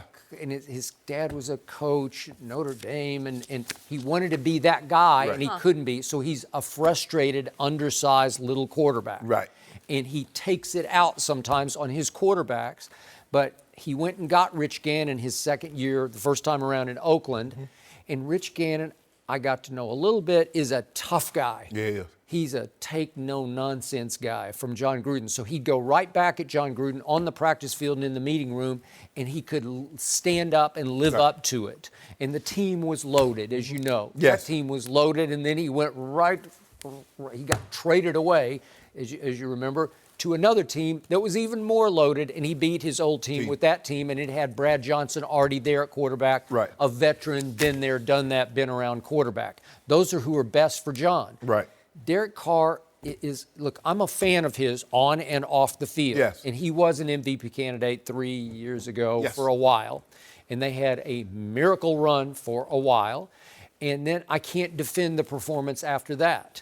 But what happened was, John Gruden, you're exactly right. He was given $100 million to start over. Yeah. And if you want to nuke it and burn it to the ground, burn it to the ground. So he evaluated Khalil Mack and said, he's not my kind of guy. His motor doesn't run hot enough, long enough for me. I'm trading him. Right. And he got a lot back for him. Right. And then he took Amari Cooper, and he got a first-rounder back because Amari doesn't play with the passion that John Gruden wanted Amari Cooper to play, wanted that guy. So he got AB. Hardest practicer I've ever seen. But see, the thing, see, John got spoiled because he worked with Jerry Rice. He worked with my brother. Mm-hmm. And he thinks everybody's going to have that type of personality, Skip. And guys come in all personalities in all different types. Some guys are quiet, some guys are outspoken. All right. But John is who he is. Okay. And I don't know if the personality that Derek Carr is going to fit with John, because John wants to win. He going to grind, and Skip is never going to be good enough. That's the first thing. It's never going to be good enough. Yep. So it's going to be but I really want to see what John Gruden does with that Chicago Bear pick, because I want to see the Khalil Mack. Really? He better get a Khalil Mack, Skip. Okay. You gave up a potential Hall of Fame player for what? Okay. I will bet you John Gruden has already fallen in love with one of these draftable quarterbacks. I will bet you he'll pick somebody. I don't know if it's Dwayne Haskins. I don't know if it's Will Greer. I don't know if it's Daniel Jones or Drew Lock or somebody he's fallen in love with. But maybe I don't know. I wouldn't be shocked. I would not be shocked. You think he'd go at 4? If he fell in love with Dwayne Haskins, I don't know that he would. I don't know. Well, if he takes a quarterback at 4, it ain't gonna be no look. I know. That right there. You're gonna be looking. He gonna be more than looking. Right? Yeah. Huh. He gonna do another picture where he looking at him like this here. That is true. Would they keep Derek? Would they trade Derek? I wouldn't be shocked if there's a draft night trade. Skip, you took the words right out of my mouth. I'm not so sure he wouldn't be willing to trade Derek Carr the day of the draft. He might. Wow. He might. He wants to start it over and build it his way with his guys. And it just strikes me from a distance that Derek Carr is not his guy. Simple as that. Well, he started early. He got rid of Coop. He got rid of Khalil Mack. Reggie McKenzie's gone. He's going to do it his way. And he doesn't care what we think about it either. Nope. He does not care. No, he's not. Gruden is not easy to play for. I mean, you talk to those guys at Tampa, they'll tell you. He's not easy, but you got to realize what he was dealing with. You know, Sapp, you can't rub Sapp the wrong way, because Sapp ain't got time for nobody. You know, Simeon Rice was doing his own thing. Brooks, he was the easiest one. Brooks was the voice of reason to try to. Derek Brooks is his own man. Yes. I mean, you don't. Yeah. You don't cross. And you just leave that alone. Yes. He's more apt to deal with. He had problems with the offense. He did. Had problems with Keyshawn. Did he? He did the quarterbacks. That's something that he's with every day. The defense, okay. Monty, you handle that. You deal with that. I ain't got time with that. He did more than handle it. Derek Brooks continues to insist. Greatest defense ever. No, Brooks. Brooks is wrong for that. I know he watching, Skip. Brooks, you dead wrong with that one. Uh-oh. No, your defense. You're going 2,000 Ravens? Oh, 2,000 Ravens, absolutely. Absolutely. That's what the numbers say now. Hey, you know, sometimes people lie. But them numbers, they don't know who telling them. All they do is, what? 10.6 a game? 5 shutouts? What? 900 yards rushing in 16 games? I think the 2002 Tampa defense got overshadowed by the 2000 Ravens. They should have. No. They should have. I think they're actually more talented. I think they had more firepower to them. This was like Ray and. Would it? Well, I mean, when you look at it, Skip, you know what? They got a bunch of Hall of Fame. I mean, Rod's in the Hall, Ray's in the Hall. Okay, you guys, they got Brooks, they got Sapp. They're probably going to have Lynch and maybe Rondé. Rondé's in the Hall. But Skip, as a unit, boy, we jump on you early, Skip, it was over. It was over. We get 7. You went for a great ride. No, don't do that. Oh. Don't do that, Skip. Went for a ride? Skip, Was it not a great ride? Skip, I drove a little way. I was going to say, at least I ain't drove the Big way. play, Shay. Skip, you know. One play, Shay. You know how you go on a cross-country ride. Okay, we're going to split turns driving. Yep. Okay, I drove an hour.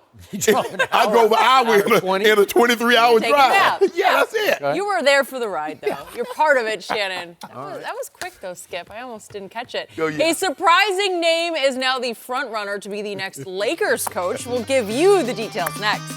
No mercy. Luke Walton is expected to be fired after the Lakers' disappointing season is over. And now, Juwan Howard has emerged as the favorite to land the job, according to BetOnline. The former All-Star has been an assistant with the Heat since 2013 and was actually a teammate of LeBron's in Miami. LeBron's former coach, Ty Lue, has the second best odds to be on the bench in LA. And we're joined by FS1 NBA analyst Steven Jackson. Steven, you think Juwan Howard would be a good fit for the Lakers? I think any player that played the game that LeBron respects would be a good fit. Mark Jackson, Ty Lue, who else I'm thinking Jason of? Kidd. Jason Oh, Kidd. Jason Kidd, yep. For sure. Okay. Yeah. All those guys, I think LeBron respects. They're players that he looks up to that can hold LeBron accountable for his not playing hard or whatever they want to hold him accountable for. I think any of those players would be a great job because those guys been there. Like I said, LeBron had relationships with some of those guys. He's won championships with some of them, and he respects them. And that's the type of coach that need to be on their team for LeBron to go forward. I disagree. I do think Juwan Howard probably deserves a job, but I think it's asking a bit much for him to come in there to take on this pressure cooker because it's just not good enough to like, okay, yeah, I'm coaching this team. They expect finals. You're coaching the Lakers. The Lakers and the Celtics have a different dynamic than all other franchises because they've been to so many finals, and that's the expectations. So to expect Juwan Howard and a first-year coach, now, hey, Ty Lue and some of these other coaches that's been coaches before that played the game, LeBron can respect that. But of all the top 5 players, all of them had great coaches at one point in time. Name the one LeBron. But that's neither here nor there, Skip. We're not talking about that. Look. Well, you just brought it up. I don't want to talk about it. I don't want to talk about it. respond? No, you can't respond. I'm just throwing it out there. Nope. I just believe that the Lakers are putting out a lot of smoke screens. They got their eye on a guy, but they just don't want somebody to steal him. So they're going to just keep throwing out all these names. This guy, hey, my name might come up in the coaching search. Would you do it? No. Yes, you would. No. I don't know. I got to be on here with Skip. I got to bust Skip up. Okay, that's okay. my calling. All right, that's all my right. calling. That's my Bust calling. Bust Skip up, yes. Everybody. You're funny. Everybody got a call. You know what I'm saying? Everybody got a call. Yeah. This is my mine. calling. Yes. Serve Skip. Yes. Give it to him. All right. Look, I do not believe Juwan Howard. I believe he should have a job, but I just believe with the expectations and what comes along with this job, the Lakers, the expectations of championships, I think it'll be a bit too much. And maybe he might be even too close to the situation because he did play with LeBron. Now, he didn't play a whole lot, Skip. Played like 30, 35 games the last 2 years that he won the title. But nah, I think this job might be a bit much. I think a bit much for him.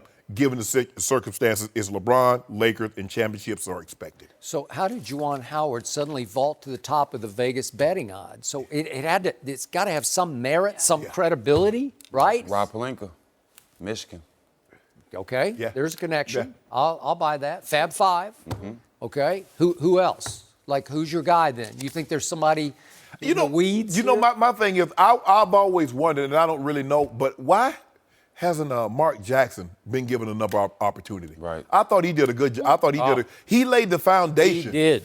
And I don't even know if he's gotten an interview. He has to coach men. He can't coach boys. Right. Because the way he moves, he's old school. He's a very religious guy. Yeah. He's not taking too much of the cursing, not too much of the flack. It's going to be a Really? lot of respect. It's going to be That is respect true. for on an even kill. Everybody's going to respect everybody. And if you can't respect him in the way he moves, he's not going to be a great. But he has to coach men. He can't be boys. Oh, no cursing, huh? Not as much. God. He don't like it. You wouldn't make He don't it like it. over there? He don't like it. He don't curse. Oh, you don't? No. Well, I need to make so somebody. That's too much of a. You can't have way over here and way over there. So I need to make up for him. That's why he don't have a job. That's why he Players don't have a tend job. to curse at Mark, though. Right, right. I think he would be a great coach for the simple fact that his knowledge of the game. Yeah. He's well respected, and he can get the best out of his players. It's proven. Golden State. Yep. When I heard the name last night, Juwan Howard, I just about fell off my chair because I didn't see it coming. I didn't So either. then I start thinking about it. When did I first know Juwan Howard? He was like the nice, quiet third wheel of the Fab Five. Obviously, Chris Webber and Jalen, and then there was Ray Jackson, Jimmy King down the line. But in the middle somewhere in talent and stature was Juwan Howard. I don't know if you didn't cross his path, obviously. Did you know him at all? Fab Five, definitely. Okay, all right. Definitely, big fan. But he was the quiet one and the nice one. And then he winds up playing with LeBron in the shadows of LeBron for the first, his first 3 years in Miami. And then the fourth year, he became an assistant. Right. But when I think of assistants on that staff, I think of Fizdale, I think of Ron Rothstein, I think of McAdoo. Right. Those are like the front and center guys. I'd forgotten that Juwan was even sitting somewhere. He's probably in the second row, Right. right? Yep. As the young assistant. Right. Yep. Okay? And I'd forgotten until last night that he was still a Miami Heat assistant because he is not a front and center guy. No. So now you're going to throw him into this crucible here in Hollywood, trying to make sense of this this crazy Lakers pressure team. cooker. Okay, it is a pressure cooker. So Juwan has how much experience as a head basketball coach? He has zero. Right? How much was even the Fizdale top assistant got? No, he wasn't the top assistant. So how much responsibilities he had? None. Right. Not like this responsibility. But would LeBron bless him? Well, I think so, because I'm sure LeBron likes him, respects him. Would he go along for the ride with LeBron? He probably would. And I've said this, and I'm not making fun of the situation, but LeBron does coach himself, and I don't have any problem with that. He's got the highest IQ in the league right now. Yep. Again, it's an all-time battle between him and Magic on basketball IQ. Vision, court sense, you could throw Stockton or Kidd in there, whatever you want to do. But again, I make no fun of that. He's going to take himself in and out of games when he feels like it, depending on what his body is telling him at that time. So you got to give that part up, and Juwan would definitely, he'd go along for that, Yeah, moving right? forward, we're going to be playing around, 7 minutes a quarter. Okay. And then in the fourth, by the time we get to the fourth quarter, we'll let you know how we feel. So you're saying he would take orders? Yeah, I mean, we're telling you right now. Okay. We're going to be somewhere around 8 minutes a quarter. Well, I look at any time a player can get a head coaching opportunity, regardless what player it is, Sure. I think it's great. Yeah, oh yeah. I think it's great. All right, but the regardless point of is, let's do Mark Jackson. I love Mark Jackson, and I believe in Mark Jackson as a basketball coach. Would LeBron buy it? Would he go along? Because Mark could help coach LeBron. He could do good things for LeBron James, but LeBron would have to buy in. Mark he would have to listen. He's represented by Clutch Sports. Okay. Ron cursed too. Yeah.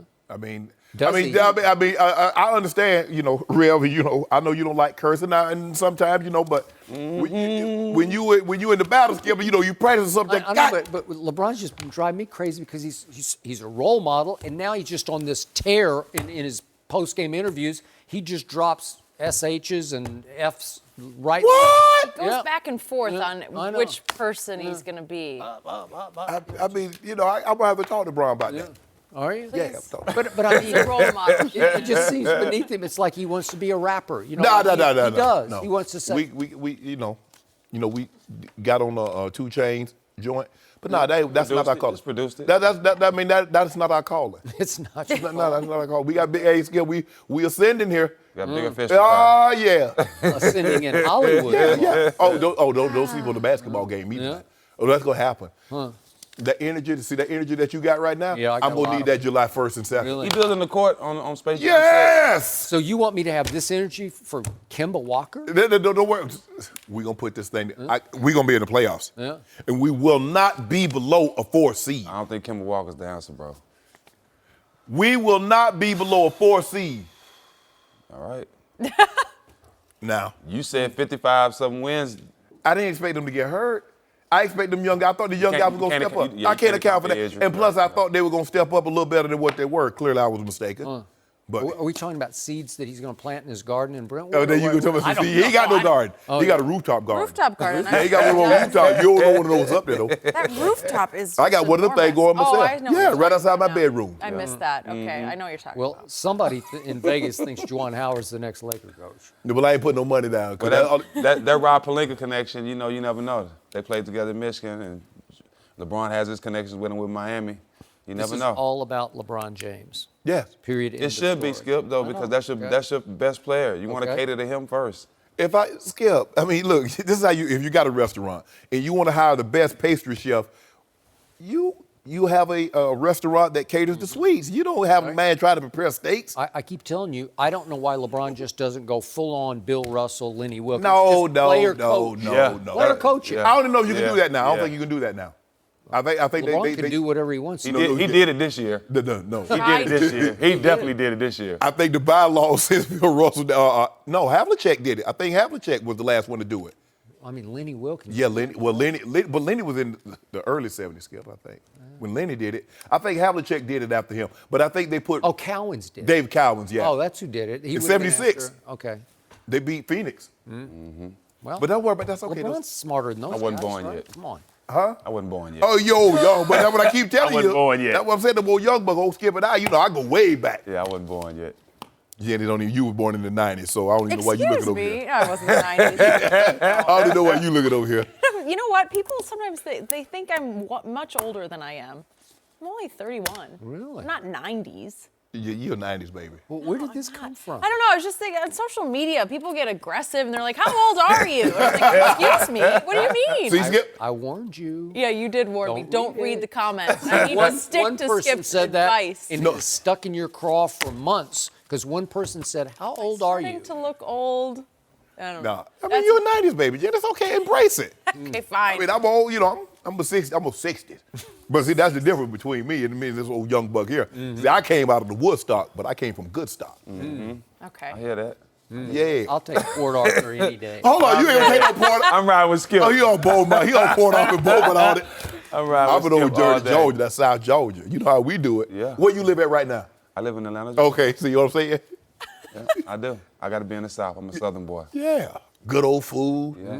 You gotta do what you gotta do. Well, Steven, you're gonna come back later in the show. Yes, yes. But before we go, I do want to say happy early birthday. Thank you very much. happy birthday. 41 Happy tomorrow. early birthday, You this what about? guy. 41 Well, we got to do We're something. 4-2 Yeah. something. Going Two some. backwards, actually, Thank in you age. so much. We're gonna have you Thank swap you. out with Greg Jennings because we have some Bombshell. new juicy We got details one. about how bad things were between Aaron Rodgers and Mike McCarthy in Green Bay. You gotta hear it next. No mercy. So Bleacher Report just came out with a very interesting article about the toxic relationship between Aaron Rodgers and Mike McCarthy and how it doomed the Packers. One former player said Rodgers thought McCarthy had the lowest IQ of any coach he ever had. Other players said McCarthy would be late to team meetings because he'd be getting massages in his office. Our own Greg Jennings was even quoted in the article about how bad the relationship was between Rodgers and his receivers. Ooh. So, Greg joins us now. There's a lot here. It is. Do you? It is. Yeah, Greg. I mean, Yeah, Greg. yeah. Greg, no, the floor is yours. Do you put more blame on Rodgers or McCarthy for the situation in Green Bay? Look, that's the question everybody wants to know. And I think for me, they both share blame. But in this, the fall, what they weren't able to accomplish together, I have to put more blame, honestly, on Coach McCarthy in this instance. And because I was in that locker room when we were having the success that we were having, and then to see the things that we weren't able to do, the frustration, it stemmed because of, I wouldn't call it a complacency, but I would say an arrogance, honestly, of Coach McCarthy believing that what I roll out there is going to always work. One quote he would say all the time, he would just make this statement, and it became a quote, basically. We can play double headers. We can play a double header right now. I'm sure you heard coaches say that. With the same plays. I shouldn't have to call anything else. We can play a double header right now. And the reality of that is you can play a double header. But how much more challenging are you making it on your players? When you're not being creative and innovative, when you're not willing to listen to input and kind of tailor things to the talent that's in your room, that you have on your roster. That was the struggle. I just recall in games where, yes, rightfully so, Aaron would grow frustrated because you're talking about, and I'm very critical of Aaron, and I'm not saying he's not to blame. You have been. He definitely plays his role in this, but when it comes to being on that football field and making plays, Aaron Rodgers has always been able to do that. And one thing that I feel has limited him in his ability has been Mike McCarthy in allowing him to just go. And I get it. As a head coach, do you need to manage a guy like Aaron Rodgers? Yes. But he started out, I believe, managing Aaron Rodgers pretty well. But I think what happened was Aaron knew it was only going to be a matter of time because his ability was going to outlast and outperform and kind of outgrow what was in front of him as far as scheme. Wow. And the more Mike McCarthy switched defensive coordinators, the more Aaron absorbed from the different schemes defensively, and he learned how to decipher and literally doctor and just depict defenses, pick them apart because of what he was able to absorb from all these different defensive coordinators, it allowed him to grow at an escalated rate. And so I think that kind of jumped in McCarthy's face like, whoa, I'm dealing with a guy who's extremely smart now, who I've given all this knowledge to, that now his skill set and what I'm able to provide for him, he doesn't feel like I'm giving him enough. And quite frankly, being in that locker room, I grew frustrated with the play calls at time. I voiced it. Like, what are we doing? Because when we would get leads, we saw it years ago in the NFC Championship game against Seattle, where it just grew stale. There was no aggressiveness play calling where there should have been. And I think that's what kind of allowed this relationship to just continue to go south. There's a lot of other things that are mentioned in this article that allude to that as well. And I think one of the things off top that Ryan Grant alluded to with Aaron Rodgers not being drafted #1 overall and Mike McCarthy being in San Francisco. That wanted Alex Smith over him. Wow. Absolutely. Okay. Aaron Rodgers would bring that up He petty. ever so politely in our meetings. Yeah. As a shot. It wasn't Oh yeah, you mean that guy that you took over me? And so this is the type of quarterback that Mike McCarthy was dealing with. Very talented, but his recall and his sensitivity was at an all-time high. Wow. By the way, you did win a Super Bowl together. All of you. It worked one time, right? Yeah. Okay, so you got to give it that. Yes. And don't get me wrong. But you're upset because it should have been more. It should have been more. I think everyone knows there was so many opportunities that we missed. And this doesn't all fall on Mike McCarthy, but I think he does bear the most blame here because if you look at, and again, the only other team that we will find to compare this to is New England. Because Belichick has dealt with one of the greatest quarterbacks of all time, if not the greatest quarterback of all time. And he's managed that relationship and always kept the number one thing, winning. But the difference was Belichick does the defense and Tom basically runs the offense. This is the coordinator of the That's a huge offense difference. is the head coach. And so there's going to be a clash at the pinnacle because what you want us to do is what you're putting out there because you're the head coach. But I have to run this. And I'm that dude, being Aaron Rodgers. Yeah. And when I do it my way in 2 minutes, it looks a lot better. It looks a lot more entertaining. We progress down the field. Things happen. We get results a lot quicker. And I think that was a lot of you make a good point there. There was a lot of clash because they're on the same side of the ball. Coaching great players is not easy. Nope. Whether you're an offensive coordinator, defensive coordinator, head coach, because when you coach a great player, Skip, when he asks you information, you got to give it to him on site. Aaron Rodgers did not respect Mike McCarthy because, as the article says, he felt he had a low IQ. So he felt that the questions that he could ask, Mike McCarthy didn't have. Just reiterate that. I'd never heard this before, that he thought Mike McCarthy had the lowest IQ of any coach he'd ever experienced. Right. That's a deal breaker right there. But Skip, this is not the first time we've heard that Coach McCarthy would send plays in, and Aaron Rodgers would roll his eyes while he was in the huddle. So this is not the first time that we're hearing this. Stupid effing call.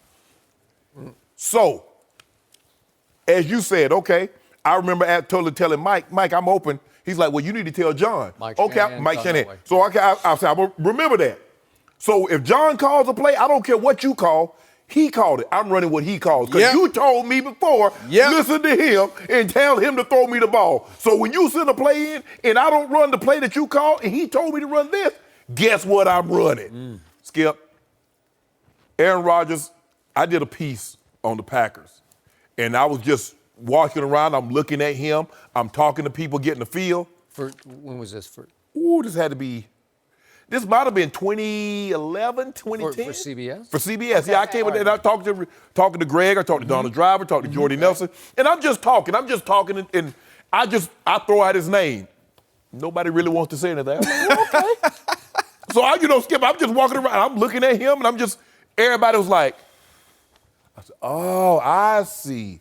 I say, this the type of guy that no matter if it's his fault, it's really your fault. Yep. And you got to take responsibility even when it's not your fault. But Mike McCarthy, let me tell you something you can't do. You can't ask your players to do something that you're unwilling to do. Never ask a man more than you're willing to give yourself. Yep. You can't expect your players to be on time if you're late. What kind of bull job is that? That's outrageous. Yeah, what kind of bull job is that? You're getting a massage, missing Yeah, a meeting? I Did never know of this? experienced that. Right. I never experienced that. I had heard it, but You had heard that's it? just a bad look. Was it a Thai massage? Oh, my bad, Skip, I slipped. That's slip, Skip. That's slip, Skip, that's slip. You don't slip in the tongue, ain't nobody It's fault. live TV, Shannon. Oh, my bad. Oh, I said that. I was just thinking it. Back to the real world. Yeah.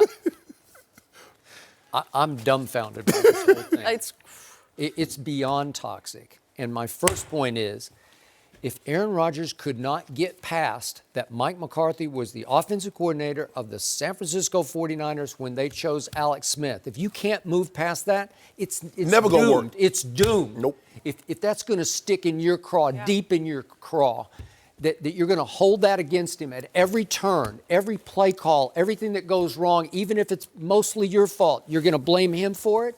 It is doomed, and somebody upstairs needed to cut bait from the start. And you know how I feel. I'm always going to side with the franchise quarterback because he's virtually irreplaceable. Yes, of course. The coach is replaceable. But there were many years when, I did not cover the Packers. I didn't even go do one story on the Packers. But I would hear, this was almost like it became a cliche, that Mike McCarthy, one of the best play callers in pro football. I heard that several of those glory years in there. Okay. Is that true? I don't know. It looked good to me because it was really working at a high level for those 2 or 3 years in there that you experienced, right? It won a Super Bowl. Was he a good play caller that day in the Super Bowl? What happened on 3rd and 10 from the 25 late in that game when he threw a rocket to you on a kind of a poster, or just a post? That iced the game, right? Okay. Yep, What was that a good call? Was it a good play? Do you remember what the play call was? Did it work? Yeah. It worked. It worked. Was it a good play call? We're looking I mean, at that right you there. can't Look at say that. Look you at can't 85. say it Did wasn't you a see good that play catch? call because it worked. Right. Look at that. Yeah. Look at Anything that works is great. Anything that works, it's a Okay? good play call. Do you remember hearing the play in the huddle thinking, that'll work? Well, I remember hearing the play in the huddle, and we went up to the line, and then we got a false start, and then we had to go back 5 more yards, and then we came back with the same play, and Aaron just looked like, I'm coming to you. So when that happens, it's not a matter of the play call is like, it's done. It's like you just win your one-on-one matchup. Okay, trust me, when I did cover the Dallas Cowboys of the 90s, Norv Turner told me repeatedly, I got the simplest playbook in football because I got the best team. I got the best offensive line. I got Emmitt Smith and Michael Irvin and Troy Aikman, and they would gladly have played doubleheaders and just kept running the same plays because they would beat you to death with the same plays. Right. But they were superiorly talented all across the ball. Skip, you mentioned that Aaron, and the articles, and Greg, you spoke to this, that he kept bringing it up, that somehow he couldn't get past that Mike McCarthy was the offensive coordinator on the 49ers that selected Alex Smith number 1 overall. So it wasn't Mike's call. Yeah, Mike Nolan was the head coach, and there were higher ups over than him. But even after a Super Bowl MVP and 2 regular seasons MVP, it still gnawed at him that much that he viewed that as an unforgivable. Right. So no matter what we accomplish, that's how much it meant to him. He wanted to be the number 1 overall because there's a little prestige that goes with that. Sure. You know, you're the number 1. I mean, there's only been 53 of those. So, hey. It was actually the best thing that ever happened to Aaron because it drove him like crazy. But hold on, he didn't know it. Nope. He didn't know that was the best thing to happen. Sometimes it's not when you go, it's where you go. You got an opportunity to sit on the bench behind Brett Favre, and you didn't have nearly the expectations that Alex Smith. You're a savior. You're the number 1 overall pick, Skip. Yep. You are especially at quarterback, you are the savior. Yep. But, man, Aaron got some bad with Skip. It's not easy. I told you, these guys, and I keep telling people, you don't know. Quarterbacks, franchise quarterbacks are the most selfish, the most thin-skinned of any position player. The only thing they do better than diva receivers, they hide it. Yeah. They do. They hide it. But you can't fool O'Shea. I played 14 years, and I've been around a bunch of them. I know them. Okay, bottom line to this. Aaron's had, by his standards, 2 bad or off years. Yes. So now he's got Matt LaHoo as his head coach. So this guy's like going to become irrelevant because now Aaron's in charge here. So he is on a hot seat going into next year. This is a big year for Aaron Rodgers. Absolutely. And it's on the offense Yep. because defensively, Yep. they're going to be a good defensive team. They added on defense. They added on defense, and Mike Pettin, he has Yep. kind of what he wants to get done intact. Yep. Some players that can get it done. Here we go. I feel like we could see. spend the rest of the show dissecting this report, but we got to move on. So, Greg, so good to have you. Good job. Really Thank good you. stuff there. Do superstars want to play with LeBron? Yeah, we'll see. No mercy. So LeBron and the Lakers are out of the playoff hunt, and the future doesn't appear too bright. Woj reports the Lakers are, quote, an organization right now that is not aligned really on any level. He added that the top puzzle pieces, including Magic Johnson, Luke Walton, and LeBron, haven't been on the same page this season. Bleacher Report says most teams around the league don't have faith in Magic and Rob Pelinka to attract big free agents, but LeBron still has faith. He talked about this offseason and said, it's very critical to me and my future, and I'm positive and very optimistic that Magic and Rob and the franchise will be great. I'm very confident, and I'm confident that players want to play with me. I'm very confident in that. We're joined once again by Steven Jackson. So, Steven, all right, you know this group well, you know the league. Do you think superstars want to play with LeBron? Why are we even asking this question? Hasn't AD been trying to get there all year? That's one. But it's not too many stars that's bigger than him in the NBA. AD is probably one of the best players in the NBA, top 5. Right. So we're talking about do stars. One of the biggest stars has been trying to get there all year. So this question shouldn't even be asked. Okay, but Anthony's not free. He's not a free agent, Right. It's still Right. going to have to be a trade. Yes, so sir. When we're talking about the superstars who will be on the market, do they want to come to Los Angeles? Jimmy Butler and those type of guys. Well, you know, they're 2 bigger guys than Yeah, KD and those guys. It's hard to say, Skip. It's hard to say if they want to play with him because I know for a fact Jimmy and Kawhi and those type of guys, they're comfortable with staying on their own. I don't think they want to be under somebody. I think they think they're just as good as LeBron. So why would I go team up with him when I think I'm just? I'd rather compete against him than play with him. Now, I think the narrative of big name players that don't want to play with LeBron, I think that's smoke. That's hot smoke because guys want to play in their Laker uniform. Guys look at that purple and gold and know the history behind it. Playing with LeBron James, a lot of guys would love to play with him and be able to win a championship because these young guys are really thinking, I don't want to end my career without a championship or even without a taste of playing in the finals. So I think that narrative is hot smoke, and like I said, I think somebody's going to be there this summer. I think the thing is that this might be the best chance to come join up with him because he was there and they won the same amount of games as they did the year before. So now he will not get all the credit for the turnaround. Remember when he went back to Cleveland, he got the credit for the turnaround. He went to Miami, he got the credit for the turnaround. Now you're going to have to bring someone in that's going to help you help you turn it around. So now, and also, Skip, on equal footing, the superstars bear culpability when you win or lose. See, it's not like that. If you have a big-time star, they never blame Kareem when the Lakers didn't win, just like they didn't blame, even though Magic, dribbled out this clock, they're like, what? It wasn't like, look, the Celtics were the better team. It's when you have a little lesser tier, when you have a superstar and a star, and you don't win. The star normally gets the lion's share of the blame.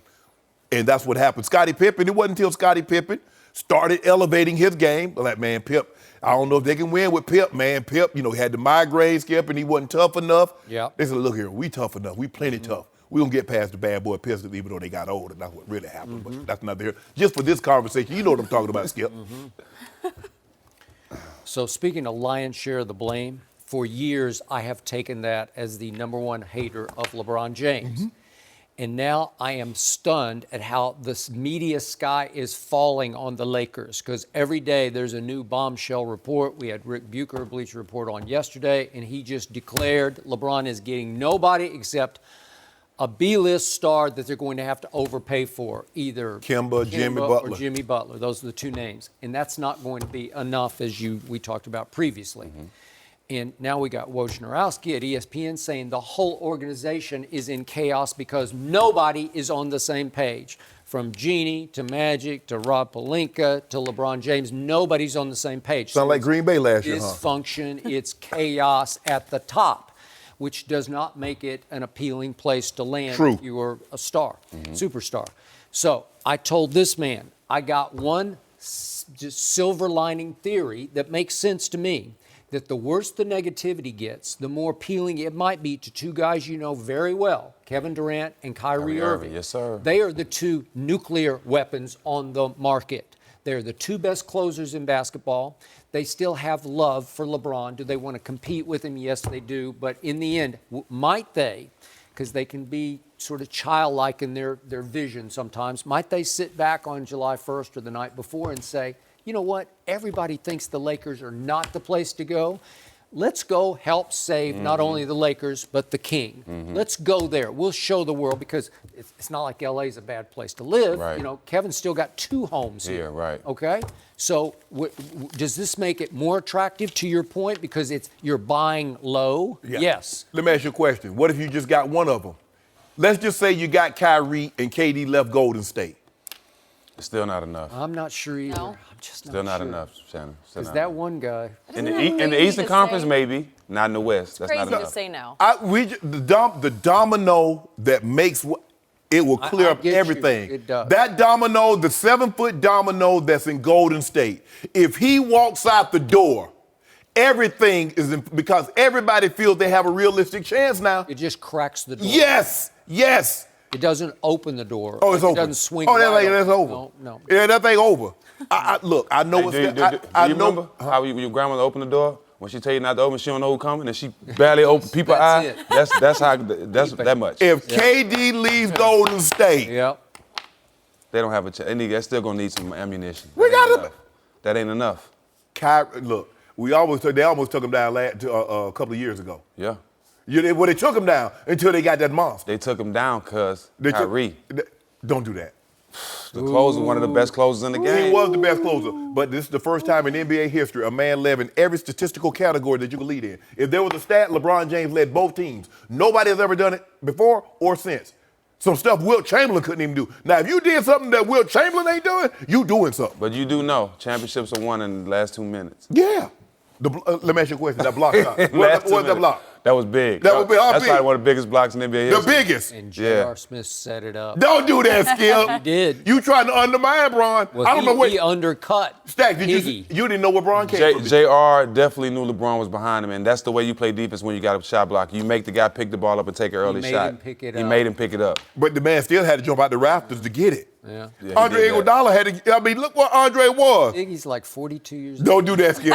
Andre said he didn't know where it was. All he heard was like a gun. Boom! You got to know he coming, though. You And got to who know. hit that shot, that three? But who hit the free throw to ice it? Oh, please. That's rare. Made it a 4-point game. Don't do that, Stack. I thought we were here, Stack. You my boy, though. I keep it real. Look, yes, we would love to get KD and we'd love to get Kyrie. Listen, if you did that, you game over. You can't come to work, Skip, because he's going to be out of control. Well, I would come to work because I would love it because it would You put the would. Lakers back on the No, map. Yes, but you gonna come. You know why he gonna come? And that's to work? good for the game. You know why he gonna come to work? Yeah, that old spare tire, which is LeBron James. He got along for a great ride.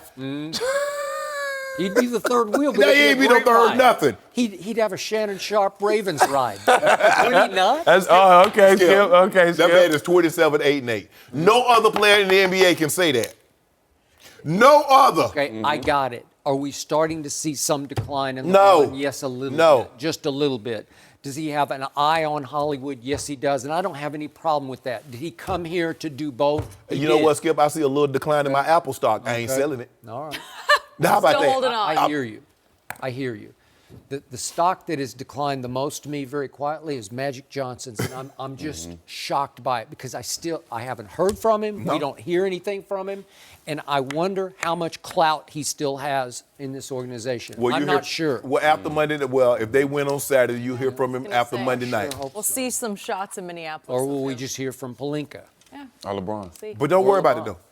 July 1st and July 2nd, you and I gonna have us a great day. We need to make sure we on. I ain't taking no time off. If I got scheduled, we will be on. Okay. And all hell better break loose. It's gonna break loose. Okay. Still making dates and ain't paid your No, he owe. Oh, he owe. Oh yeah, Duke lost. For you guys. Oh, Michigan State did it. Oh, Michigan State did a number on Zion. You act like down you to were 33 cheering for them. cases. Okay.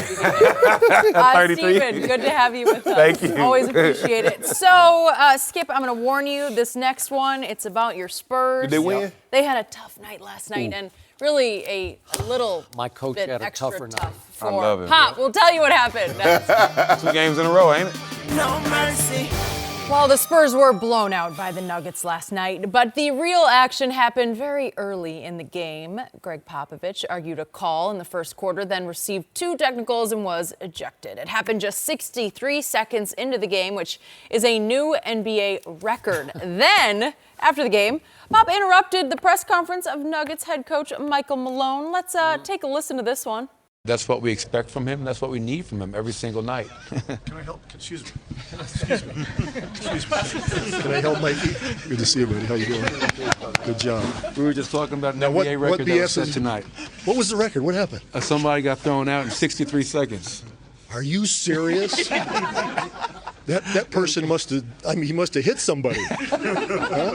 Did somebody get hit tonight? No, I don't or think did so, somebody Coach get Bob. cursed at or anything? It's part of the game in my book. Wow. Okay. Anything else, guys? for Hell of a Coach Bob? record. Anything for me? I got to go. Continue with Mikey. All right. Good job, to see Mikey. you. Appreciate it, Coach. All right, bud. That's one of a kind right there. I don't know what to say after that. I want to know what Skip has to I say don't know after what- that. What are you gonna say about that? Your Spurs. This is your team. What happened? Pop got thrown out 2 games back against the Kings.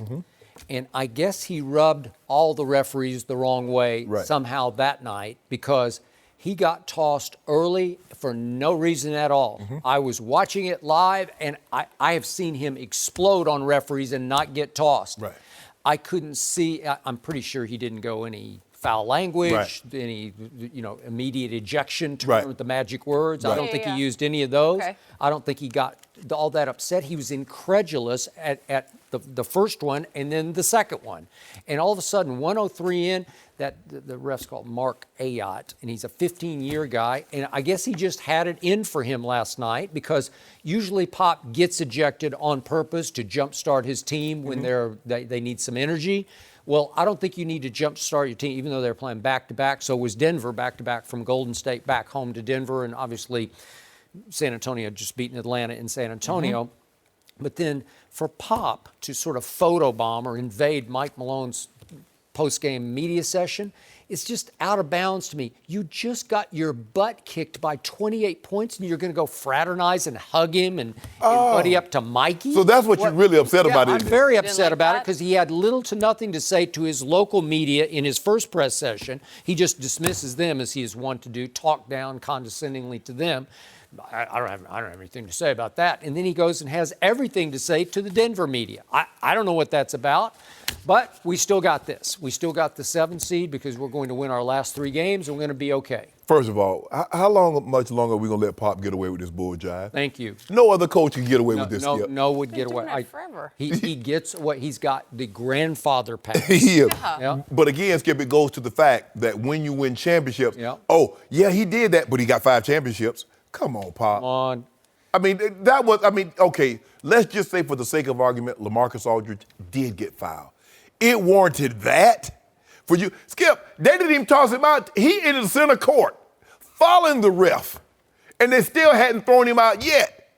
Yeah, you're right about that. I've just seen so much worse. Yes, from him yes. Because he didn't think he was going to get thrown out a minute into the game. Yeah. So he thought he could get away with pushing a little harder. This was premeditated. I agree with you. He was trying to send some message. No, I don't think he's premeditated to get tossed. I'm saying he might have been working on the right. He's wanting to get the ref's attention. Yes. But these guys got to do their job. Now I don't know if he said the magic word, the B, or the SOB, or the mofo. He doesn't do that. He don't do that. No.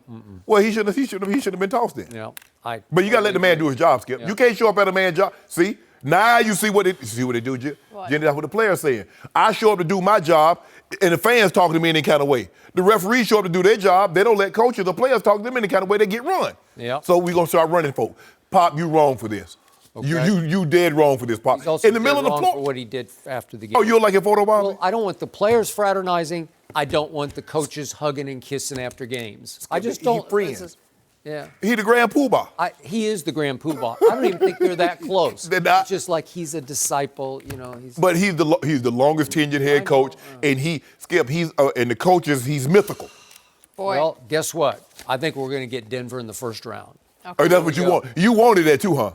Now Well, y'all need after to slide. last night, after He is losing by polarizing. 28, Y'all need to slide down to that 8 spot. slide back Let him Yeah. be to in get this Golden place, State. Shannon. Yeah. I think I'm still taking Denver. Oh, we're talking about Golden State? So how about this guy, Steph about- Curry? So is he about to become an even better shooter? We'll tell you what he changed next. No mercy. Time for our final topic of the day. Steph Curry is already considered to be the best shooter of all time, and now we're finding out he actually has vision problems. It was revealed that Steph suffers from an eye disease, but he started wearing contacts a few weeks ago to help with the condition, and Curry said, quote, "It's like the whole world has opened up." Shannon, are you buying this? Man, Steph Curry can shoot with blindfolded.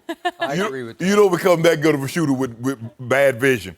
But maybe things are a little clearer, Skip, because I needed glasses for a while, and it wasn't until one morning I woke up, Skip, I really couldn't see. And I'm bringing it closer, I'm pushing it further back, and I was like, you know what, later for this, I'm going to get glasses. But I know if this is true, Lord have mercy.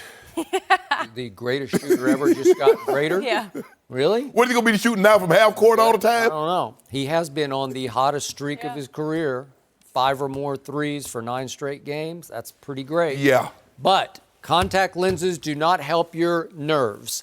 I still need to see some more from Steph Curry when it matters the most. Oh, you want to see Game 7, Game 6, I money on the need to see line. some clutchness from him that I have not seen on a regular basis. I'll take And it. I don't think contacts will help your I'll take it. clutchness. Okay, Huh? I'll take it. Well, give him to me. He needed that 7-foot monster to get over the top, right? No, he won one without that monster. Yeah. The monster just made it easier. Yeah, well, LeBron gave him that other one. No, he didn't give him anything. Well, Kyrie got hurt. Iggy was the MVP, right? Well, Steph really should have been the MVP, Skip. He should not have been. Skip, you can't give a guy Iguodala changed the whole series. You can't give Iguodala the MVP because he held a man to 35, 13, and 9. No mercy.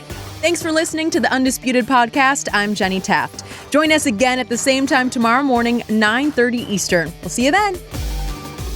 Fox Sports. One of one.